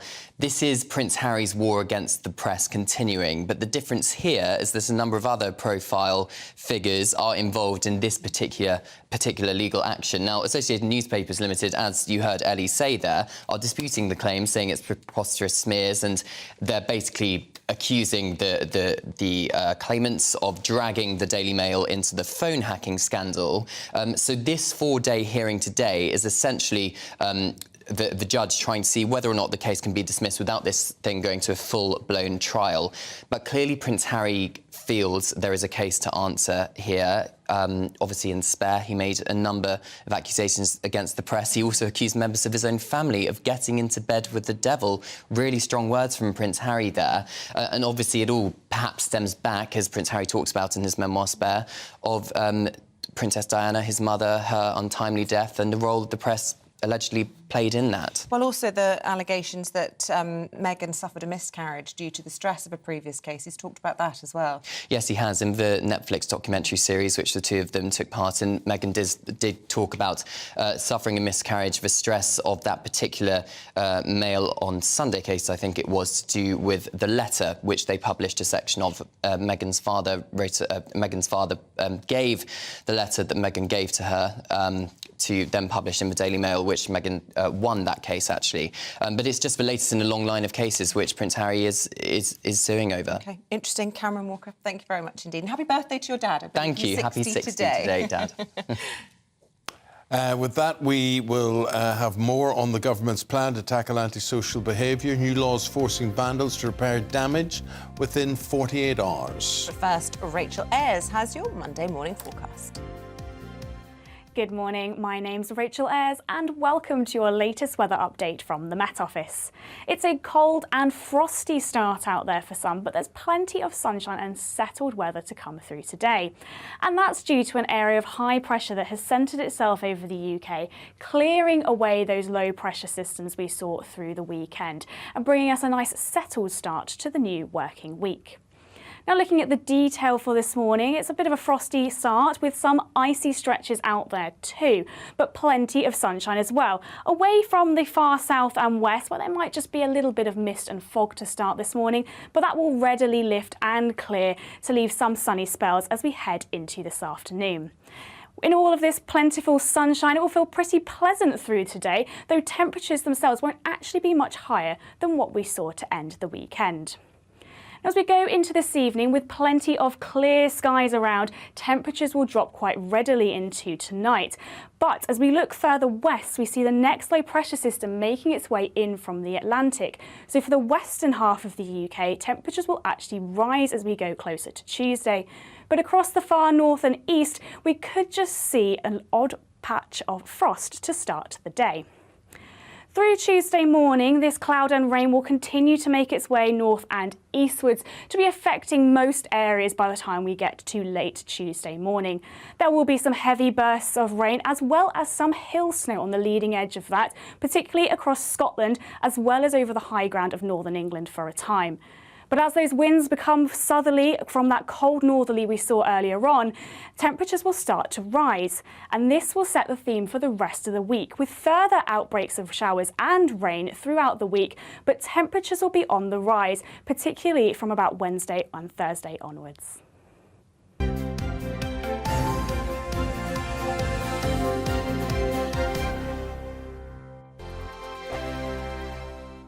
First and foremost, I am a GB News fan, and I was before I was working here. Just love the fact that we're asking the questions that a lot of establishment media won't ask. With a bit of a twist, we not only want to inform you, but we want to keep you entertained. It's worth the drive because you get in and the team's all ready and waiting, they're itching to go, and it's a proper little family. GB News is the People's Channel. It's the audience that makes the programme sing. We're giving our viewers and our listeners a voice. I see the thousands of your letters, tweets, emails, you name it, coming in. Britain is broken. How on earth did we get into this mess? But more importantly, how do we get out of it? The establishment had their chance. Now we're here to represent you. It's time for something different. It's time for GB News. I'm very patriotic. I believe in Britain. Our best days lie ahead. Britain's watching. Britain's watching. Join us here on GB News. The People's Channel. Britain's news channel. I'm Andrew Doyle. Join me at 7 o'clock every Sunday night for Free Speech Nation, the show where I tackle the week's biggest stories in politics and current affairs with the help of my two comedian panellists and a variety of special guests. Free Speech Nation, Sunday nights from 7 on GB News, the People's Channel, Britain's news channel. Here on GB News Live, we'll be keeping you in the picture, finding out what's happening across the country and finding out why it matters to you. We'll have the facts fast with our team of reporters and specialist correspondents. Wherever it's happening, we'll be there from 12 noon on TV, radio and online. GB News, the People's Channel, Britain's news channel. I'm Michael Portillo. Join me on GB News on a Sunday morning for topical discussion, debate, arts and culture, and sometimes even ethical dilemmas. I don't always agree with you, Michael. Michael Portillo, Sundays on GB News, the People's Channel, Britain's news channel. Hello, I'm Michelle Dewberry, and you can join me every weekday 6 till 7 on Jubes and Co. You're an inspiration to us all. Clip that bit up. Well, you are. That's my ringtone. My political ambitions those days are gone, I can tell you. She's only teasing. Go on. He's probably going to want to lay down now. I'll give him 2 minutes to have one. Let's respectfully disagree. That's what we like on Jubes and Co. Come and join us. GB News, the People's Channel. Michelle Dewberry, weekday evenings at 6 o'clock.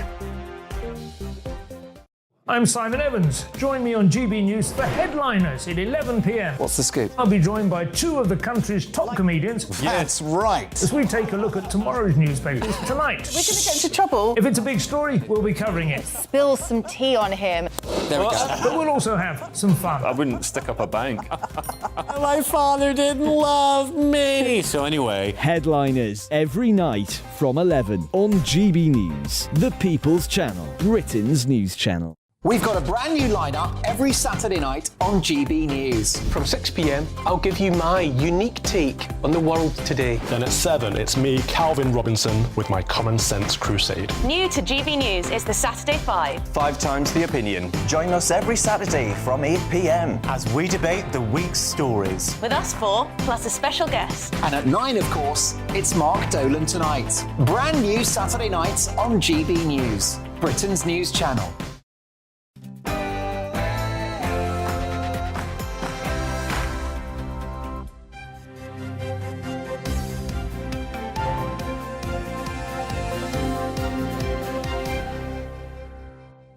Laughing gas is to be banned under new drug laws as the Prime Minister moves to crack down on antisocial behaviour. Hello there, very good morning to you. It's exactly 9 o'clock. It's Monday, the 27th of March. You're tuned into Breakfast with Eamonn and Isabel. Here's what's leading the news this morning. Rishi Sunak is to announce new drug testing powers and a ban on laughing gas today as part of his plan to get tough on antisocial behaviour. The Policing Minister, Chris Philps, said the government's keen to tackle the problems caused by nitrous oxide.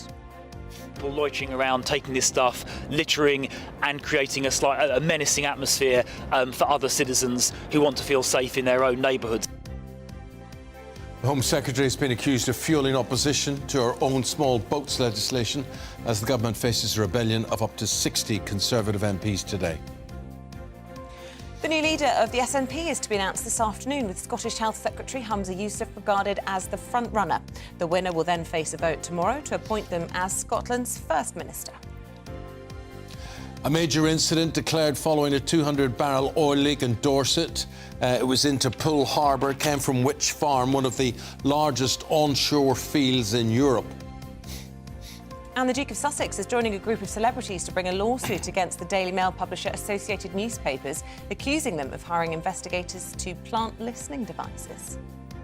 And you've been listening to us throughout the morning. Darryl says, as regards law and order, in my opinion, we have to nip things in the bud with education from an early age. Instead of having drag queens visit schools, storytelling and identifying 73 genders, why not have visitors such as the police, armed forces, to teach skills for life and show that there is a world out there beyond benefits, gangs and drugs?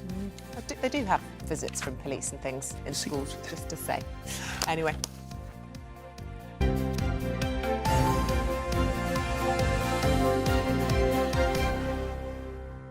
Our top story this hour, the Prime Minister is this morning to announce a new strategy to deal with what he calls the scourge of antisocial behaviour. Now, a lot of proposals amongst them. New drug testing powers, a ban on laughing gas.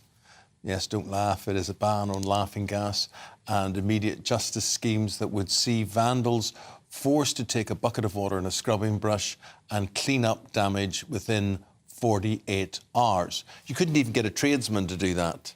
You couldn't phone and say, I've got this problem, I've got graffiti on my wall, could you clear it up in the next 2 days? Yeah, you can just see the 999 calls and you get a call about graffiti and are the police going to attend if they're not going to come when there's a burglary? Well, maybe we should be able to subcontract all the little jobs that put the graffiti on. Maybe we should say, you come round to my house while you're there.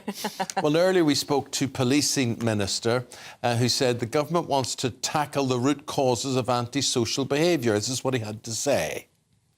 Who's putting money behind immediate justice, so out-of-court disposals where people committing antisocial behaviour give an immediate publicly visible community service like cleaning up graffiti, and it also, as you say, includes a ban on nitrous oxide, because we think firstly there are emerging pieces of evidence showing that nitrous oxide can be harmful from a medical point of view. There have been some cases of people becoming paralysed when taking large quantities. It's very sort of early amounts of evidence, but it is there in small amounts. And then secondly, there's evidence that nitrous oxide consumption does fuel this antisocial behaviour problem that I've mentioned. People loitering around, taking this stuff, littering and creating a menacing atmosphere for other citizens who want to feel safe in their own neighbourhoods. So that's why we're taking action. I think we're right to do so. And I think the public will welcome the fact that this government is committed to clamping down not just on high-level, high-harm crime, but also on antisocial behaviour, because we want people to feel safe and secure in their own communities as they walk down the street and as they go about their daily business. You heard Chris Philp talk about taking action. Parliamentary sketch writer and columnist at the Daily Telegraph, Madeleine Grant, with her thoughts now on this. Where do you stand on nitrous oxide? I'm not trying to negate this in any way. Yes. I'm just trying to say, outside seeing a few canisters sometimes on the pavement or whatever, I'm not really aware of an issue with it, but obviously they deem it to be a big issue. Well, I think it is to do with the littering. I see a lot of gas canisters where I live in West London. I see them on the street all the time. And to be honest, for a long time, a lot of people didn't really know what they even were. Yes. But I just think that this is a classic example of a government trying to look like it's being really tough on crime, like it's trying to do something here. Because I think the biggest problem is clearly to do with littering. And we already have things like fixed penalty notices to deal with Look, littering I've as had a terrible problem with littering on motorways for years. Yeah. On slip roads. No one, don't I rant on about it? Don't I all the time? Yeah. No one does a thing about it. No one does. I don't expect anybody to do a thing about this either. And I agree with you. It's not so much whatever the cause of what nitrous oxide does. It's what it looks like it does. So it does all these little canisters over the place. And people look and they think there must be witchcraft going on or something. Goodness knows what's taking place when people have this. So by attacking this and clearing this up, it's as if this makes the problem go away. Well, I just think also, like, the backdrop to all of this is a justice system that's falling apart, where, like, the most basic crimes go unpunished and uninvestigated, where burglaries are often not pursued. And I just think adding a new offence to, gum up the justice system even more, this to me is classic gesture politics. It doesn't really mean anything. Yeah, but there are local elections coming up. Oh, yes. This is something that people will be able to say on the doorstep, so perhaps it's a bit transparent, but as you say, politicking. What about the take that the Telegraph have on all of this, which is the crackdown on what's so-called nuisance beggars, those people who block shop doorways or hang around by ATMs, if you can find one, or indeed these begging gangs. Will this work? Will that help deal with the problem? Well, I'm sceptical because, as I mentioned, there are just so many low-level crimes. Not that it's low-level. I mean, having something stolen is not low-level. Rape is definitely not low-level. But these things go uninvestigated and unpursued. So I feel very sceptical that they will take what police muscle there is to start pursuing people begging outside shops. But what will it take? I mean, if there is a concerted effort here to please the electorate and say, look, we take law and order seriously. We want to be, and we're going to speak to Emily Thornberry very shortly. It seems to be that Labour have stolen much of the Conservative ground on law and order. What will the Conservatives have to do to reclaim that? Well, I mean, I think that certainly fulfilling their pledges about additional boots on the ground would be a big part of it. And I just think also they really need to... It's easier said than done because there are enormous backlogs and then the pandemic worsened those. But a lot of the problems go back to the fact that we have a justice system that isn't really working and in which it's taking far too long to prosecute crimes and the system is so heavily gummed up. Yeah. I think until you get a grip on that, you can't really But what are you talking about? Are you saying that staffing would cure that? Or are you talking about something more radical? Well, I just think it's making the system function as it used to. It hasn't really been functioning for a long time. And if you talk to barristers about the state of the criminal justice system, this is the first thing they say, that the system is just so dysfunctional now. And I think that has repercussions for all sorts of things because it means that there is no confidence then that from the general public that if they have something stolen or, fraud happens or whatever, that they can actually see any kind of justice of those things. Lovely. OK. Well, Madeleine Grant, really appreciate it. Madeleine is a columnist and a parliamentary sketch writer. Yes, we'll have more from Madeleine in a little while with her take on some of the other stories of the day. But we can speak to the Shadow Attorney General for England and Wales. That is Emily Thornberry with her thoughts this morning. Look, this is clearly the Conservative Party trying to restake their claim to be the party of law and order, which you've been trying to steal from them for a while now. Well, what do I say? The first thing is, where have they been? What have they been doing for the last 13 years? Remember, they are the government. They've been in power for 13 years. And I think that antisocial behaviour has certainly got worse over that time.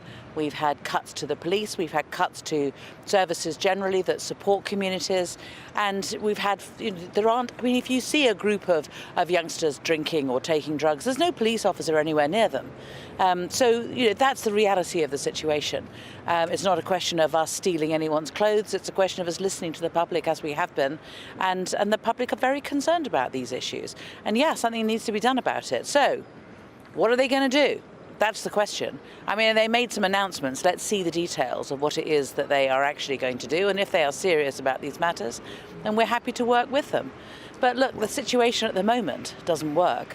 We have so many problems at the moment with the delays in the court time, the amount of prosecutions that are actually happening, the community orders not working properly, and so on.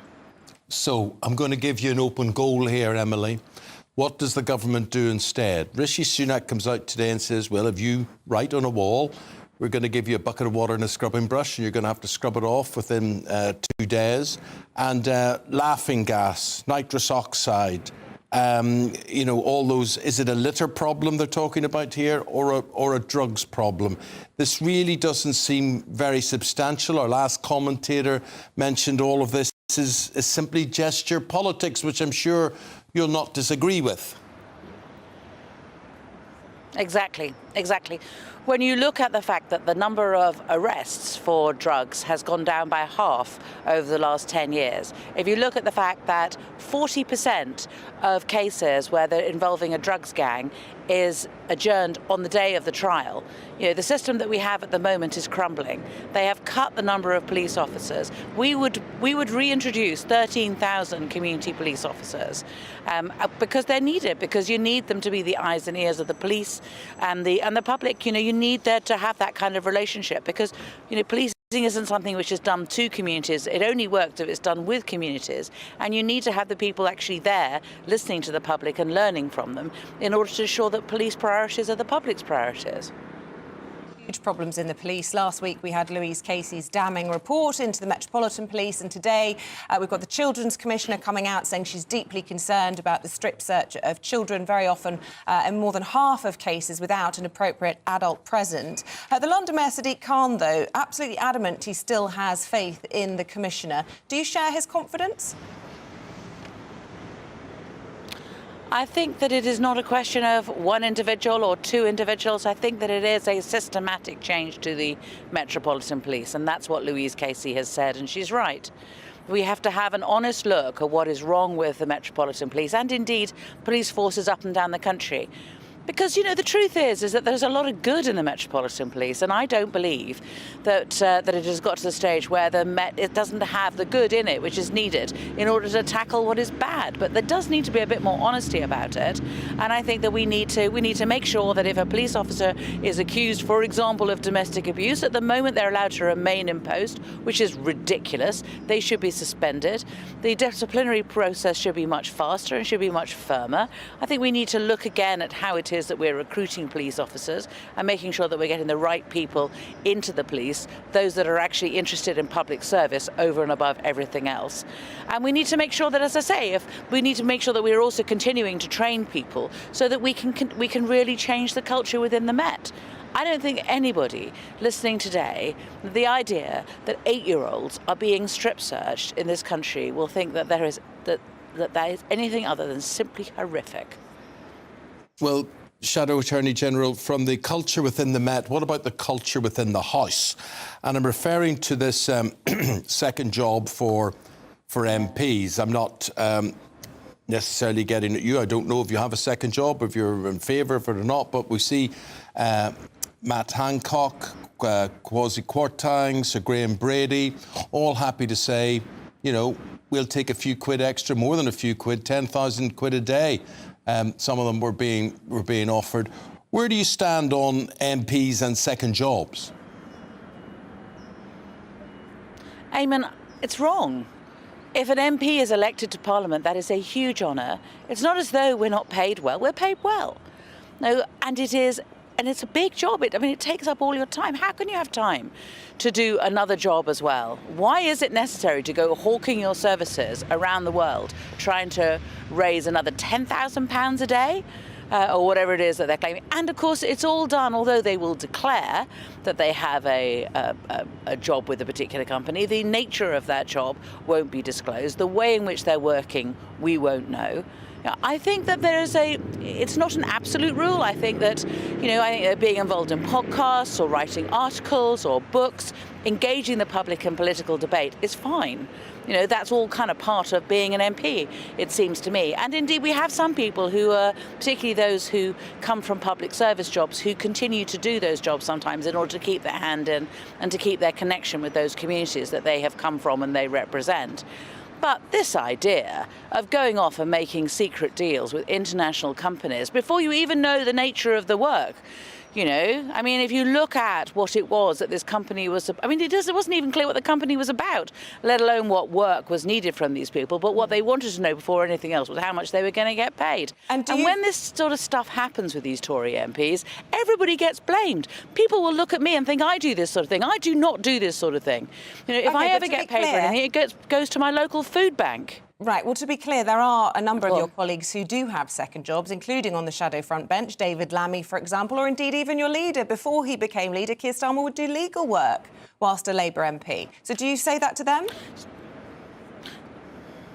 So, Keir has been completely clear about this. There should be no second jobs. We need to have a conversation about it. We need to make sure that the rules are ones that are workable. So he was not hawking himself off to a private company secretly. It made it perfectly clear that he was engaged by a particular legal firm, I think, and didn't actually do any legal work anyway. And he has been paid for work that he did before he became an MP, because there's always a lag between the work that you do and when you get paid when you're a barrister. And David Lammy does work such as a television programme a radio programme for LBC. And I think that work is good. It's important to engage people in politics. Well, thank you for engaging us, Shadow Attorney General. We have to leave it there this morning. That was Emily Thornberry. Thank you very much. It's a pleasure, Eamonn, and all the best to you. All the best to you, Eamonn. All right, OK. Thank you. Appreciate that. Thank you very much indeed. Thank you. I presume she's talking about... Not to me. It's my health she's referring to. Of course, yeah, a picture of health, so there's no concern. Yeah. Well, look, let's bring in Andrew and Dawn. You can hear them hollering from the wings. She doesn't like me. Why wouldn't she like you? Because she likes me. Everybody likes you. Everybody likes both of you. Yes. What did you make of that, first of all? Well, I'm very glad you pinned it down, because Keir Starmer earned tens of thousands of pounds as a lawyer while he was in the shadow cabinet. And David Lammy has earned over $250,000 since the election. So quite a lot of Labour MPs have got their noses in the trough too. So it works both ways. And remember, three former Labour cabinet ministers in the dying days of the Brown government were caught doing exactly the same thing, putting themselves up. So the answer is what? They do one job and that's it? Well, I don't think so, actually. I think there should be second jobs, if they want them, but I think within reason. Yes, I think that the situation there is you either pay them more, because, let's face it, in the great scheme of things, in the commercial world, they don't earn a lot. I know for most of us they do. But there are some second jobs that many of them do, like working for the NHS, for example. I think one on both sides works for the NHS as a nurse, isn't there? So I think jobs like that, you're keeping your hand in a profession that you've been trained hard to do, and that's important to serve the community. However, excusing someone that works on a highly paid radio programme, I think, is that slightly different. So that's why she didn't send her love, I think. Look, you'll be discussing that, I'm sure. What else? We will. We've got the former Justice Secretary, Robert Hayward, not Hayward, what's his name? I've forgot to complete. But thank you very much. He's coming in. He's coming in to talk about the crackdown on anti-social crime. We're taking the Prime Minister speaking about 9:45, so we'll have a bit of that. We're also talking about... that little country tacked on the north of England called Scotland. It's a big day. It's a big day. We'll find out who is the new leader of the SNP. I think there might be an upset. Do you? I do. Who's your money on? I think it'll be Kate Forbes. She's the one who caused a lot of controversy. I think the other lady's very impressive. Yeah, but she's apparently a rank outsider. Yes. But if Yousaf doesn't get across the line with 50% of the first vote, I think the second preferences will go to Kate Forbes. Yousaf, it's more of the same, isn't it? Correct or not, and you might be able to find out, but I believe Kate Forbes has the same religious beliefs as Ian Blackford, but he didn't get any of the backlash that she's faced. Funny that. So I think that's quite interesting. Yeah, because of course he was the SNP leader in Parliament. In Westminster, yes. I wonder if there's any misogyny involved in this one at all. Yeah, and we're also going to talk about, is Prince Andrew really going to write a book, a memoir? Or will he just colour it in? Right, well, we'll stay tuned. Sounds like you've got lots. Good to see you both. Thanks. Dawn in for Bev today. OK, lots to discuss, and we're doing that with Madeline Grant right after this. Right, I'm going to pack and get my stuff.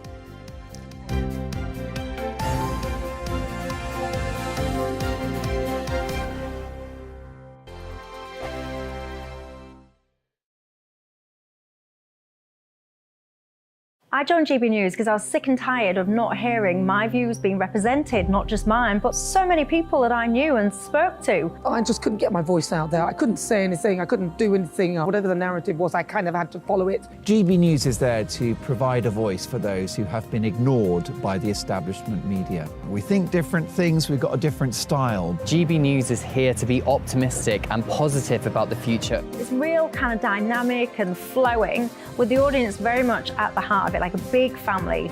Here at GB News, we talk about the things that matter to you. Hearing the voices from right across our towns and cities, especially our towns. All sides of the argument represented with a heavy dose of opinion. We're on a mission here to make a difference. And the GB News family really is here for you, and whatever time of day you can watch or listen. Britain's watching. Britain's watching. We're proud to be GB News. The People's Channel. Britain's news channel. Monday to Thursday, 9 p.m. till 11 p.m. Join me, Dan Wootton. I'll bring you the sharpest takes and hottest debates. Do you not believe in prisons? I don't believe in prisons. I'm completely stunned. I guarantee you there'll be no spin, no bias, no censorship. I actually was personally quite offended by it. And no reason to go to bed. So I guess they've always been quite woke. That's Dan Wootton tonight on TV, radio and online. Monday to Thursday from 9 p.m. till 11 p.m. on GB News. The People's Channel. Britain's news channel. We are GB News, the People's Channel. And right across the United Kingdom. You can find us on Sky Channel 512. Virgin Media Channel 604. Freesat Channel 216. Freeview Channel 236. And YouView Channel 236. You can also take us with you on DAB Plus Radio. With the GB News app and at the website gbnews.uk. We're absolutely everywhere. Come join us on GB News, the People's Channel, Britain's news channel. Start the day with GB News. We catch up on all the big stories you didn't hear the night before. And take a look at what the world's talking about this morning. That's right, Monday to Thursdays from 6 o'clock. It's Breakfast with Eamonn and Isabel. Straight after breakfast, join us, Bev Turner and Andrew Pearce. We're going to take you through till noon. We'll be tackling the big topics of the day, including the things that the other channels just won't talk about. If it's happening here. Wake up to mornings on GB News, the People's Channel. Britain's news channel. New to GB News is the Saturday 5. Join us every Saturday from 8 p.m. as we debate the week's stories, controversies and issues. With us 4, plus a special guest. It's 5 times the opinion, 5 times the debate, and 5 times the fun. The Saturday 5. Saturday nights from 8. Only on GB News, the People's Channel. Britain's news channel. You could wink at the end. I can't believe I can't Britain's wink. listening. I'm Mark White. As GB News Home and Security Editor, I cover those key issues that are so important to you. Our authorities, our communities doing all they can to combat violent crime. With the public services under unbearable strain, why are we still failing to control our borders? Defence, the first priority of any government, has been continually hollowed out. Can we trust our politicians to protect the armed forces? Join me, Mark White, on GB News.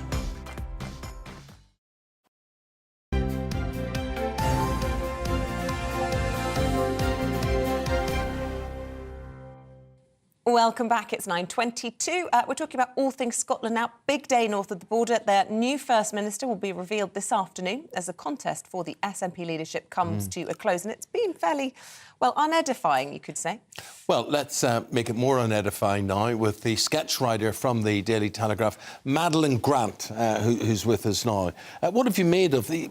What do you think has been unedifying? Well, the SNP haven't come out smelling of roses, have they? This whole hoo-ha about faking memberships or being, concealing how they've gone down and the loss of the chief executive and the First Minister in quick succession. It's pretty mental what happened, actually, in very quick succession, that, you suddenly have two of the the higher up people in the SNP internal politics just disappearing. It would be on the eve of the result being declared. It's very, very odd behaviour. And, I think that for several weeks now, if you watch First Minister's Questions, it's been quite interesting because both Douglas Ross, the leader of the Scottish Tories, and Anas Sarwar, the leader of Scottish Labour, every single week they basically have begun their remarks by quoting someone from the SNP leadership contest on the SNP or on the state of Scotland. It's been there's been a lot of ill feeling that has come to the surface, and also a lot of quite frank discussion about the very real problems in the Scottish economy and the Scottish healthcare system and many other things that the candidates have been bringing up. Hamza Yousaf seems to be the sort of favourite to win. I can't remember who described him this morning as being like taking on some of the mad ideology of Nicola Sturgeon, but without the gloss and polish. Yes, I think that's very good, and he's incredibly prone to gaffes. And for a long time, I mean, I've always tried to follow Scotland very closely. I think for a long time, a lot of people in Westminster didn't follow it very closely, and they got the general vibe from Nicola Sturgeon was a kind of girl boss leader who was very clipped and self-assured on the dispatch box. And so I think all too many people are willing to overlook the problems that occurred in Scotland under her watch. But I don't think Hamza Yousaf has that skill of sort of talking away problems and making them disappear by being very smooth. So he is the continuity candidate, but without a lot of the smoothness that yes. you've expected. Yes, precisely. And actually, it was widely said at the time that Kate Forbes, by being quite frank about her personal faith and her traditional beliefs, traditional Christian beliefs and worldview, that she'd basically torpedoed her chance of becoming the SNP leader. But actually, I think that slightly underestimates the extent to which the independence movement was quite a broad church. You know, it wasn't just people of a left-wing persuasion.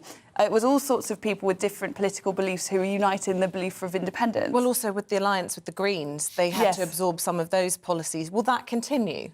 I think it will depend who wins. I don't see it happening under Kate Forbes. She's already sort of quite publicly suggested that that's not really going to be a viable thing anymore. Hamza Yousaf would probably look to be more of a continuity figure in terms of that coalition. But they're definitely... Kate Forbes made it very clear that she wouldn't have supported, she would have not opposed the government when they opposed the new gender recognition reform bill. Well, you heard Andrew Pearce, who's coming up next on To The Point, but you heard him saying that he just feels there's going to be an upset. Do you? I'm not sure if I'm as sure as Andrew, but I think it's way more likely than people have been banking on, because she's been the best in the debates, and I think that regardless of what your views on Christian marriage are, that you'd want someone capable to lead your country, and she has seemed like the most capable candidate. Well, speaking of capable candidates, you've been very good. Thank you, Madeleine Grant, columnist and parliamentary sketchwriter for the Daily Telegraph. And we will say goodbye to you at that stage. Whatever you're doing for the rest of the day, have a good day. Up next, it's Dawn and Andrew. To the Point. Well, that's right. Good morning to you to all. Dawn is with me today. On The Point, we're talking about the Prime Minister's big crackdown on antisocial behaviour. Laughing gas, no laughing gas, but we'll give you a laugh as well. Former Justice Secretary in the studio with us. Prince Andrew's book. Is he going to do one? Book. Will he colour it in, or will it be words in there? And the SNP election. Don't miss it. To the Point with us on GB News from 9:30.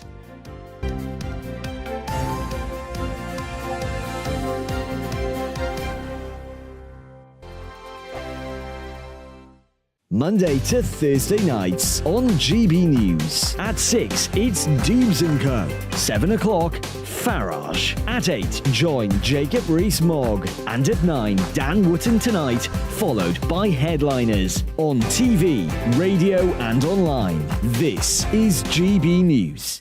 It's all about family, being in people's living rooms, all the interaction and getting to know who our viewers and listeners are. When I was young, my dad used to say, "Nah, stop arguing." I wanted an outlet that would enable me to give my opinion.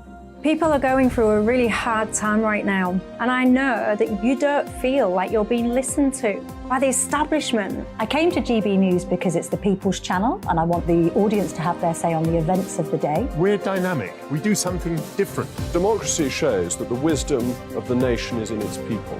I get to travel to find out what the story is from a personal perspective. The British people aren't fools. We know when we're not being told the full story. We've got to work out how Britain moves forward from this. It's the best country in the world. The establishment had their chance.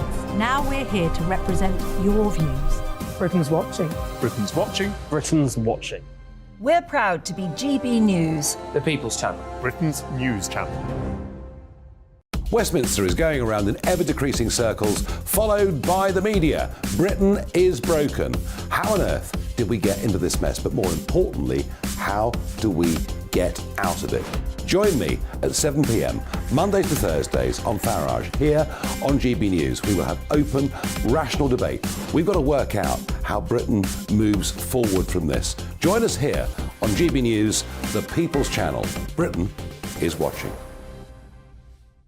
I'm Jacob Rees-Mogg, the Member of Parliament for North East Somerset and a former government minister. For years, I've walked the corridors of power in both Westminster and the City of London. I campaigned in the largest democratic vote in our island story. I know this country has so much to be proud of. We need to have the arguments, the discussions on how we make it better. The wisdom of the nation is in its people. Vox Populi, Vox Dei. That's why I'm joining the People's Channel. Join me Monday to Thursday at 8 p.m. on GB News, Britain's news channel. GB News has its own late-night paper preview show, Headliners, where comedians take you through the next day's top news stories. You don't have to bother reading the newspaper, we've got it covered for you. Headliners, every night at 11 p.m. and repeated every morning at 5 a.m. We won't send you to sleep like some of the other paper review shows out there. GB News, the People's Channel, Britain's news channel. Join me, Camilla Tominey, on Sunday mornings from 9:30, taking the politicians to task and breaking out of SW1 to see how their decisions are affecting you across the UK. Bursting the Westminster bubble every Sunday morning, only on GB News, the People's Channel. Britain's watching. You've probably seen politicians interviewed 1,000 times, but we do it differently. We find out who they really are, we don't shout, we chat, and hopefully we bring a bit of light, not just heat. Did you know Kate Moss? Apparently.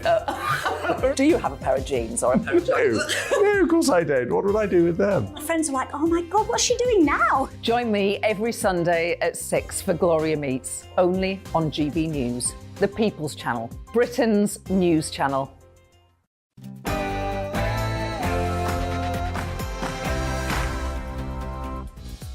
Good morning and welcome to The Point on GB News with me and lovely Dawn Neeson.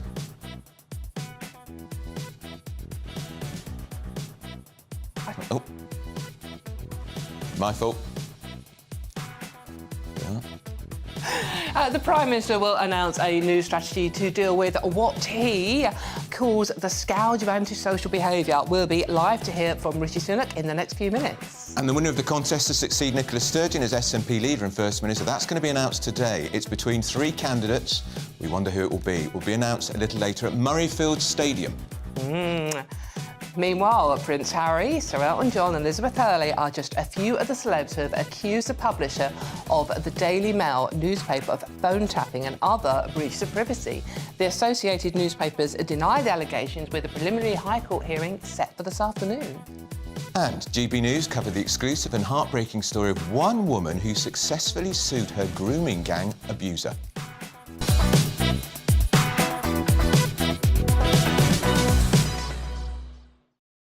So let us know all your thoughts on the talking points today. Email us at gbviews@gbnews.uk. We'll get stuck into all the top stories for today. But first, here is the news. You're with lovely Tamsin Roberts.